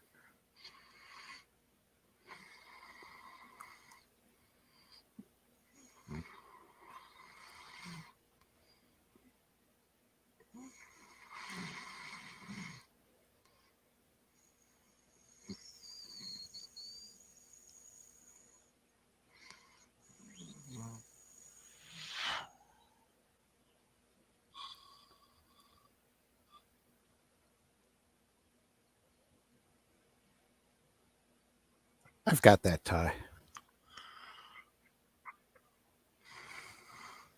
It's like, well, where did Jack come from?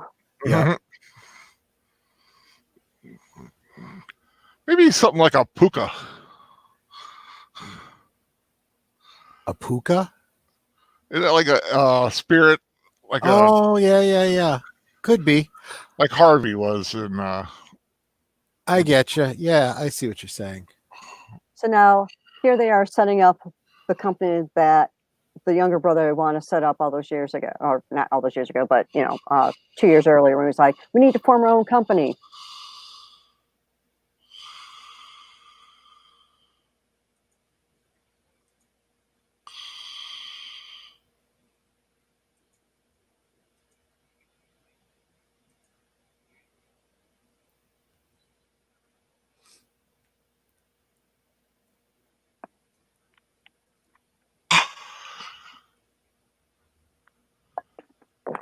The guy still looks like he wants to burst Yeah. into tears. Yeah, he does. It's such a sad face.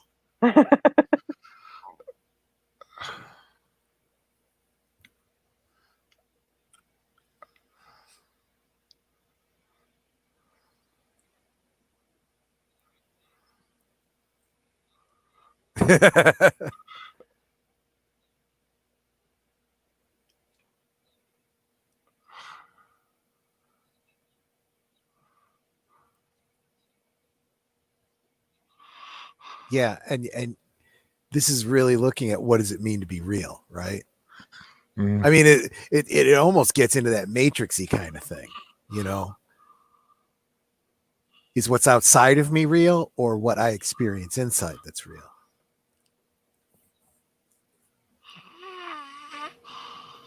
Well, she's only gone because she stopped crying, Right.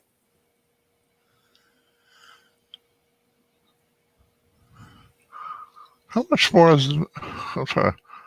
Man, 2 minutes left. Yeah. There's You not see? much left at all. I'm hoping it has a happy ending. Ooh, Ronco. Ooh, Well, it's Cleavage. happy for you, right?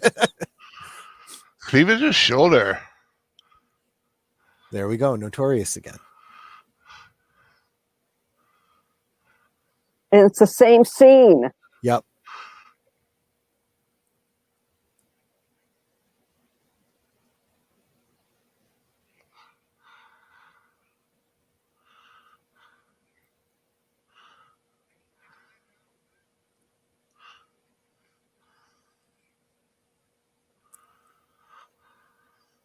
Yeah, fine. I'll just turn it off. This part is interesting.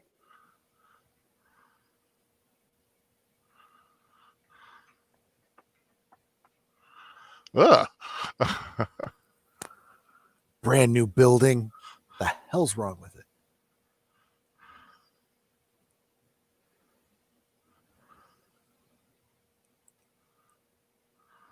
He did say he'd get the book back to her one day. Yeah.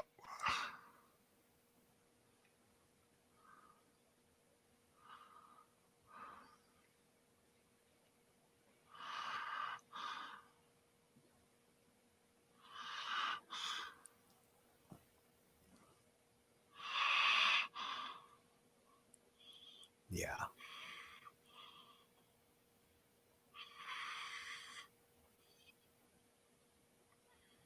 Did you see her hand shaking?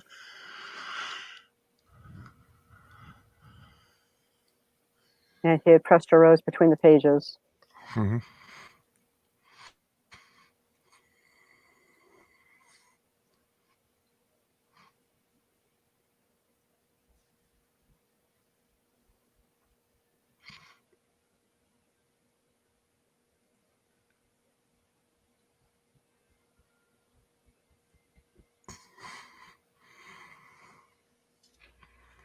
Yeah.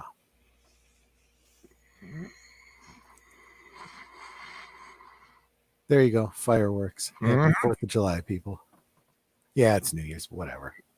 I always like it when you have that coincidence of whatever holiday you're celebrating, and you happen to be watching a movie that's celebrating the same holiday, it's like, whoa.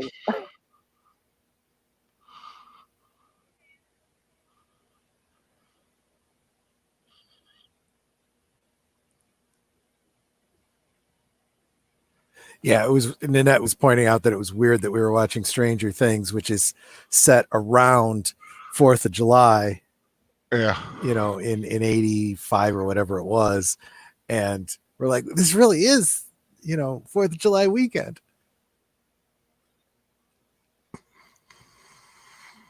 And here you can see the total contrast of these two people. She looks at this building and she sees the potential. He looks at it and just says, It's a teardown. Yeah. It's horrible. Of course, I'm looking at that wood post going, that's fabulous. Right. And the brickwork. Yeah, oh, yeah, the brickwork is fabulous.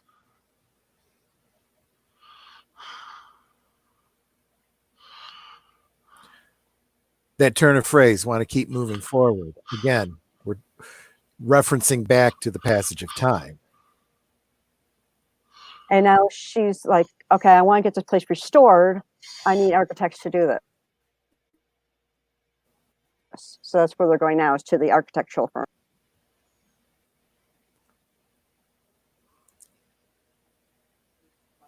Which, by coincidence, happens to be his brother's firm. Him and his brother's firm. There it is. Vanguard. Visionary Vanguard. Yeah.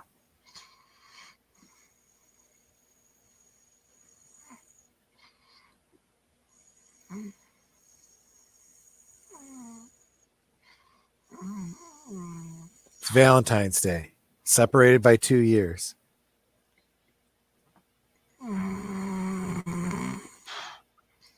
Now she gives him a card and goes, oh, I didn't get you anything. You've known all year this is coming. It's the same day every year.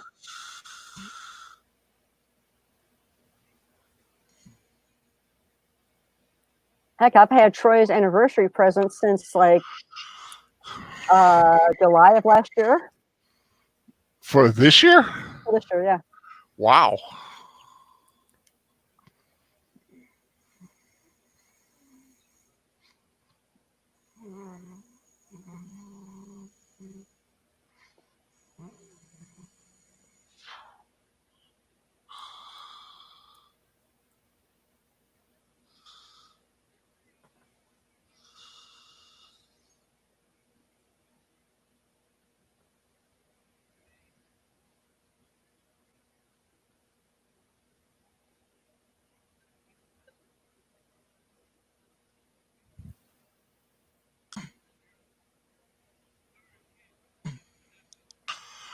And then this was 2 years earlier again. Yep. Valentine's Day. Wait. The light goes on.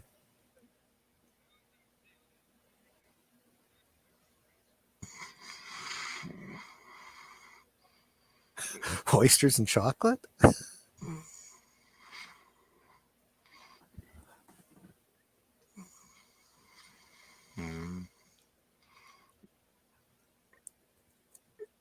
So he makes the connection, and where does he go? Because he knows where she's going to be that day. Mm-hmm.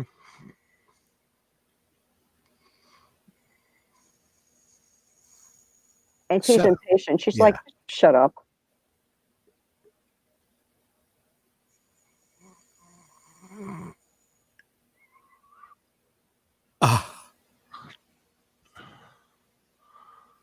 You could see her having that vertigo reaction. No, she's meeting with the brother, whose last name is Weiler. She doesn't make any sort of connection.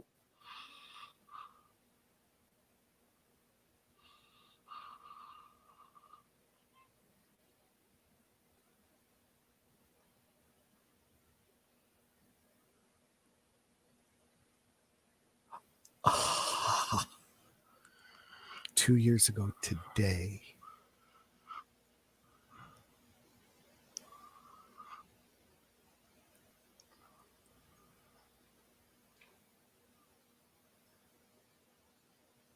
Light bulb.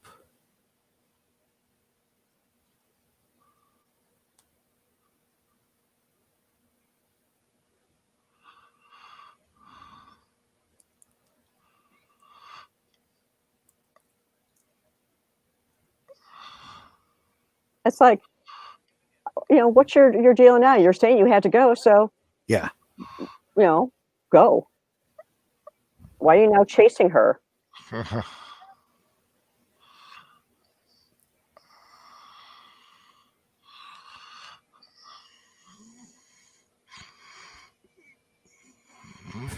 Technically, they're going in opposite directions. He's going to Daily Center. She's going to the lake house. No, because he's at the lake right now. Right. But right. He's got to send a letters. letter before. He's going to go look at the old letters to see what it was she had said about. Oh, right. In her arms.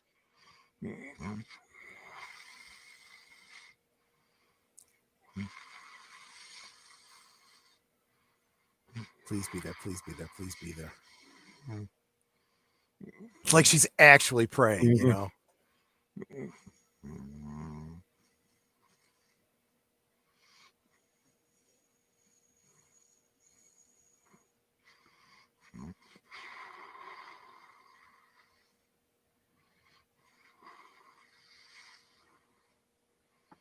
Yep.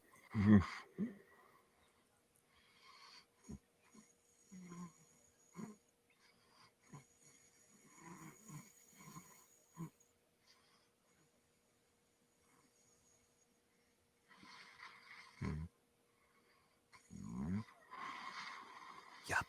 Yes, it was.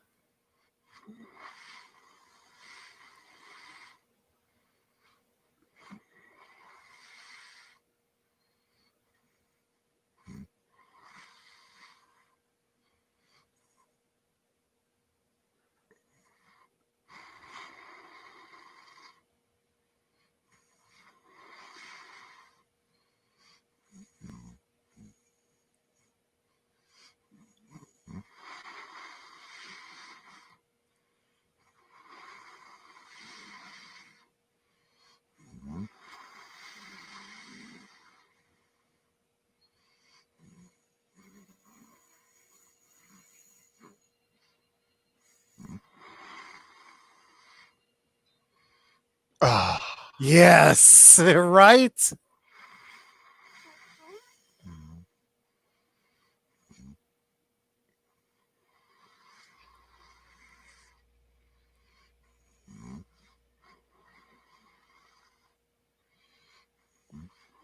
That's why it was so important to establish that time could be changed.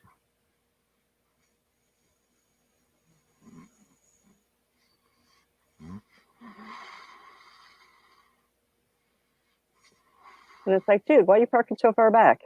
Because you need the grand entrance, right? Running to each other. Exactly. It's direction and cinematography is what it is.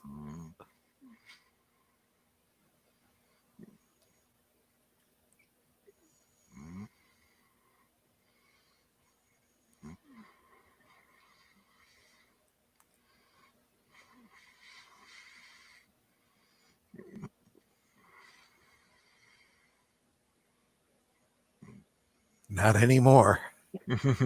Not a second more.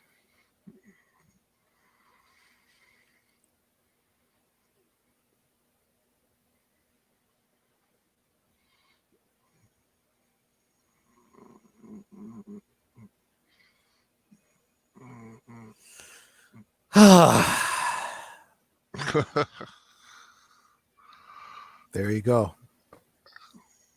That's the lake house.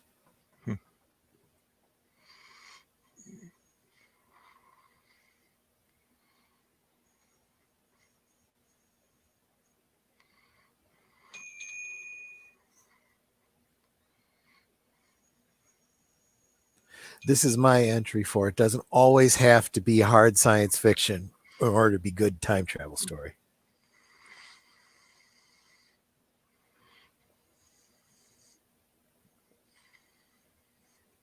Of course, I expect to look up and there's Jack. Right. Well, Jack's going to do what Jack's going to do. He may be going on to some other couple that need help or something.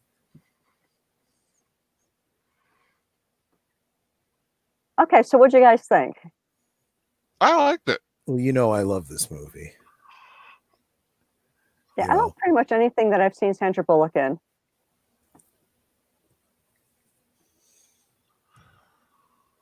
So that was our Timey Whimey Rom Com. Yeah. That was better than I thought it was going to be. Because I've heard a lot of jokes about it. Because some people talk about it in a kind of a derogatory way. Well, it's the spirit you receive it in. I mean, if you don't go into it saying, you know what, romantic story. If you're not up for a romantic story and you're going to pick it apart, then there's nothing that's going to, you know. I like a good romantic story. Right. He lives. Yeah. But you could also see how it could have gone either way. Oh, They could have gone with the predestination thing where, you know what, it happened already. There's no way to avert you it. can't change it. But that's why the tree is so important, because it establishes that it can be changed. But you're still holding your breath because there's the communication aspect. If he doesn't get that letter, nothing changes, you know? And just the way they showed him in 2006 and her in 2008 and the different seasons and the way like a building might look in his time and then it looks totally different in her time because it's like maybe in the process of being built and that sort of thing. I mean, I thought that was fantastic. And anybody who's ever gone back to their old hometown after many years and looked around knows exactly that feeling. Same building, but everything is so different, you know? Oh, yeah. It's like a couple of years back, Troy took me to my old neighborhood where I grew up. I spent a majority of my childhood. The neighborhood has totally changed. What had been a really nice bungalow house now is kind of trashed. We used to have a garage in the back because I Google Earthed it to see, you know, what it looked like too.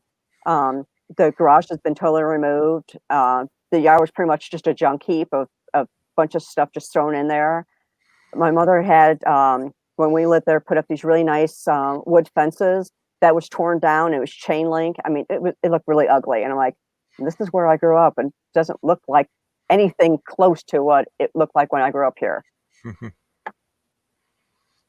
Written by Paul McCartney, performed by Paul McCartney. Yep. That's why it's so good. Mm-hmm. What's funny is at the end of these movies, they always show the different songs that are played. And I'm like, I don't remember hearing that one. I don't remember hearing that one. I don't remember. Because for legal reasons, they have to put it in there, even if someone just whistled it, you know, or just one line of it in the background somewhere. Yeah, I know. Background of the club or something. You know. They even just referenced Notorious in the closing credits there. Mm-hmm. So there you go. I do hope y'all liked it. I enjoyed that. That was nice. So I'm going to go back to my calendar because now that I have a calendar, it's so much easier to remember what's coming up. Mm-hmm. So, yep. And because you do have a wrench, feel free to drop links in the chat for people to follow. Yep. So first thing I want to do is make sure that everyone remembers the Professor Geek Facebook group, because honestly, that thing's kind of taken off, in my opinion. It's everything. A fun little place. Everything that because I had mentioned to the professor like a year ago that he should do this, in my opinion, because it would give us an opportunity and a place to chat in between streams and whatnot, and continue the conversation. But so if you, and I'm sure that the 7 people that are watching right now are already on that group, but just in case you're not, or actually now that I think about it, Timey Whimey people in the future could be watching and listening to this. Go ahead and, click on that link and join us in the Professor Geek Facebook group. And then if you haven't yet hit your thumbs up, kindly do so. Thank you. Right, exactly. And then, so let's see, today is Saturday. Nothing going on tomorrow. Monday, Sound Engraver. Something going on with Sound Engraver? I'm sure there must be something happening Monday evening, but if Sound Engraver could. Is there something going on tomorrow? I don't know. I'm watching. Whether or not there is, I'm going to drop the link to Sound Engraver's channel because you should be following her. She makes great music. And there's forgot to include my Monday stream last Thursday. Yes, Professor, you forgot all about Sound Engraver. Oh, actually, Monday, Sound Engraver is going to have special guest star Professor Geek. That's right.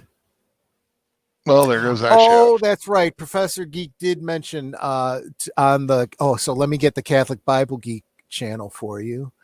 Right. From Prof. Chan says tomorrow is worship style roundtable on Catholic Bible Geel. Kind of a little typo there. We know what he meant. Yes, 8 p.m. Eastern.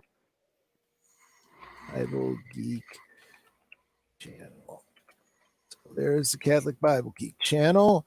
And then, so yeah, tomorrow, Catholic Bible Geek. What time is that? Oh, he did say 8 p.m. Eastern. So 7 p.m. for us. Sound Engraver, I have failed you. So this is where he's looking for a little bit of grace, Sound Engraver. He deserves forgiveness and he will repent. Monday, Sound Engraver on her channel. We assume some. Oh yeah, she did. She would have a special guest in Professor Geek. And then Tuesday, we are back to the Noir rewatch. Tuesday Night Noir. I like that. On the Professor Geek channel. Let me grab you that one. Kiss Me Deadly. I'm trying so hard not to sing it. Kiss me once again. It's been a long, long time. That's a standard. We're not going to get in trouble for that one. Let's see. So that was Tuesday, and then Thursday, I'm just going to retweet it, or I guess that's not tweeting. What is it? I'm going to. Yeah, Troy and I don't tweet. Aren't on Twitter anymore. We left Twitter. We're done. Sorry, guys. So yeah, if you ever want to contact either of us, Facebook. That's the only thing we're on. But then Thursday is we will be continuing the book study of Scoundrels. That has been really awesome. So glad we got that book. I didn't even know about it until the professor mentioned it. So yeah, luckily, chapters 9 through 12. Yep. Professor Geek says, "Do it, Al. Do it." And then Friday, anything from the Fan Man? We never really know. We play it by ear when it comes to Fan Man. Play it by ear. We'll see what happens. All right. Fridays. I will drop Fan Man, his channel, in the chat as well. And then that brings us back to Big Al's next Saturday, Forbidden Planet, the classic 1950s sci-fi, an iconic film in the genre. And was there a special reason that you were doing that one, or just because it's one you'd wanted to do for a while? I've been wanting to do it. It's a great film, and I believe Sound Engraver and the Professor are both going to join us for that. Awesome. I also want to add that, if you haven't subscribed to any of our channels yet, or you might have subscribed to some but not all, please go ahead and do so. It does help us out. I realize this is my first bit of content on my channel, and I was super excited to do it tonight. And I already had like 22, I think, subscribers on my channel with no content. 30. So 30. Oh, okay. I got 30. You're at 30. Yes. So imagine how many more I should get. Now I actually have something. Yay. Although chances are we probably already have all 6 of the people here, but we're talking to all you people in the future that will be listening to this stream. Hit that subscribe, hit the bell, and enjoy more awesome rewatches with us in the future, including occasionally some romantic ones. Yes, and I'd also like to know everyone's opinion on how you felt my first stream went. So I welcome comments. Let me know what you thought. Because I'm curious. Hint, give her some encouragement. She needs love. She's married to me. She needs all the love she can get. Aw, sweet, I know you love me and I love you. Oh, so when you watch it on DVD, of course, nowadays there's always the outtake scenes, right? I don't know about you if you ever watch those outtake scenes, but we watched through all the additional scenes and the outtakes on this particular film, and it's very clear why they weren't kept in the movie. I think sometimes it's worth just knowing why editorial decisions are made. And for your own writing, sometimes when someone says, yeah, take this out, this doesn't need to be there, listen to them. Sometimes it doesn't. Sometimes it hurts more than it helps. You think it's great, but really, yeah. George Lucas needed to learn that lesson, and that's why Star Wars and Empire and Jedi were such classics. Oh, good night, Melissa. Yep. We're wrapping up here, everyone. So I think that gives us the whole week in review. And then, like I said, I'm posting the calendar and keeping it up to date. So keep an eye. In 2 weeks, we have another I can't say it. Weeb Watch on Mr. Matchstick's channel. Yes. Thank you. You know what? If you keep that in my head, that's going to help, because I do tend to forget. So okay, this is wonderful. Professor Geek says, you are a natural, you cover the science, kept it rolling, and made Al behave. And age. Yes, that's always the key, right? Just keep them in line, right? I was very good. You were. Yes. Yep, I think so. So, anything else you want to share, Al? Anything else coming up? Anything? Nope. Nothing I'm aware of. Did we didn't ask you because we were talking in the green room, so I didn't ask you on air. Did you want to give a mom update? Oh yeah. Mom, she's going through rehab at a nursing home, trying to get stronger. And she, like I said, she got some cards, so that was nice. And keep praying. That's all. She went through a lot for her. I mean, she's on August 2nd, she'll be 88. Wow, that's great. So she's been through a lot the last couple of weeks, and actually the last few years. Actually, she's been through a lot. But just keep her in your prayers, and hopefully I'll see her soon. I miss my mama. We say wow about 88, but if you think about it, Olivia de Havilland just had her 104th birthday. Yeah. Just a couple days ago. So that's wow. Yeah, maybe we should do an Olivia de Havilland rewatch. Going with the wind. That's what I'm thinking. That's what I was thinking. We got our copy. Shove it in the faces of all those people who think it's problematic. Yeah, exactly. The sound engraver said I did a good job. Nice first run. Yay. Well, thank you guys. I appreciate the sound engraver. I'm going to start calling you Barnabas with how encouraging you are. Yeah, from the Bible. Melissa Harris says your mom and you are in her prayers. Thank you very much. And we know that's true for all of y'all. 88 keys on the piano. Okay. I'm not making the connection, but age. Gotcha. Oh yeah. Very good. Very good. All right. Well, I think that's everything. We've covered the calendar. Does anyone else in the chat have anything they need to add? I'll give you a minute to quickly throw something in there if you need to. And again, I want to thank you guys for being here tonight, to encourage me. I'm glad you guys liked the film, and that all of you were a part of my first live stream. Yeah. That's so awesome. I mean, you guys are all my favorite people anyway. Okay, I don't see anything new in the chat. Sorry, Al, what do you want to say? No, I just said that a lot of fun. Good film, good time. There's Network is now a thing. Yeah, it is. Well, again, I'd like to thank you guys for being here tonight. If you are still celebrating the 4th of July, stay safe, have fun, and thank you again for being here tonight. Good night, guys. Happy 4th.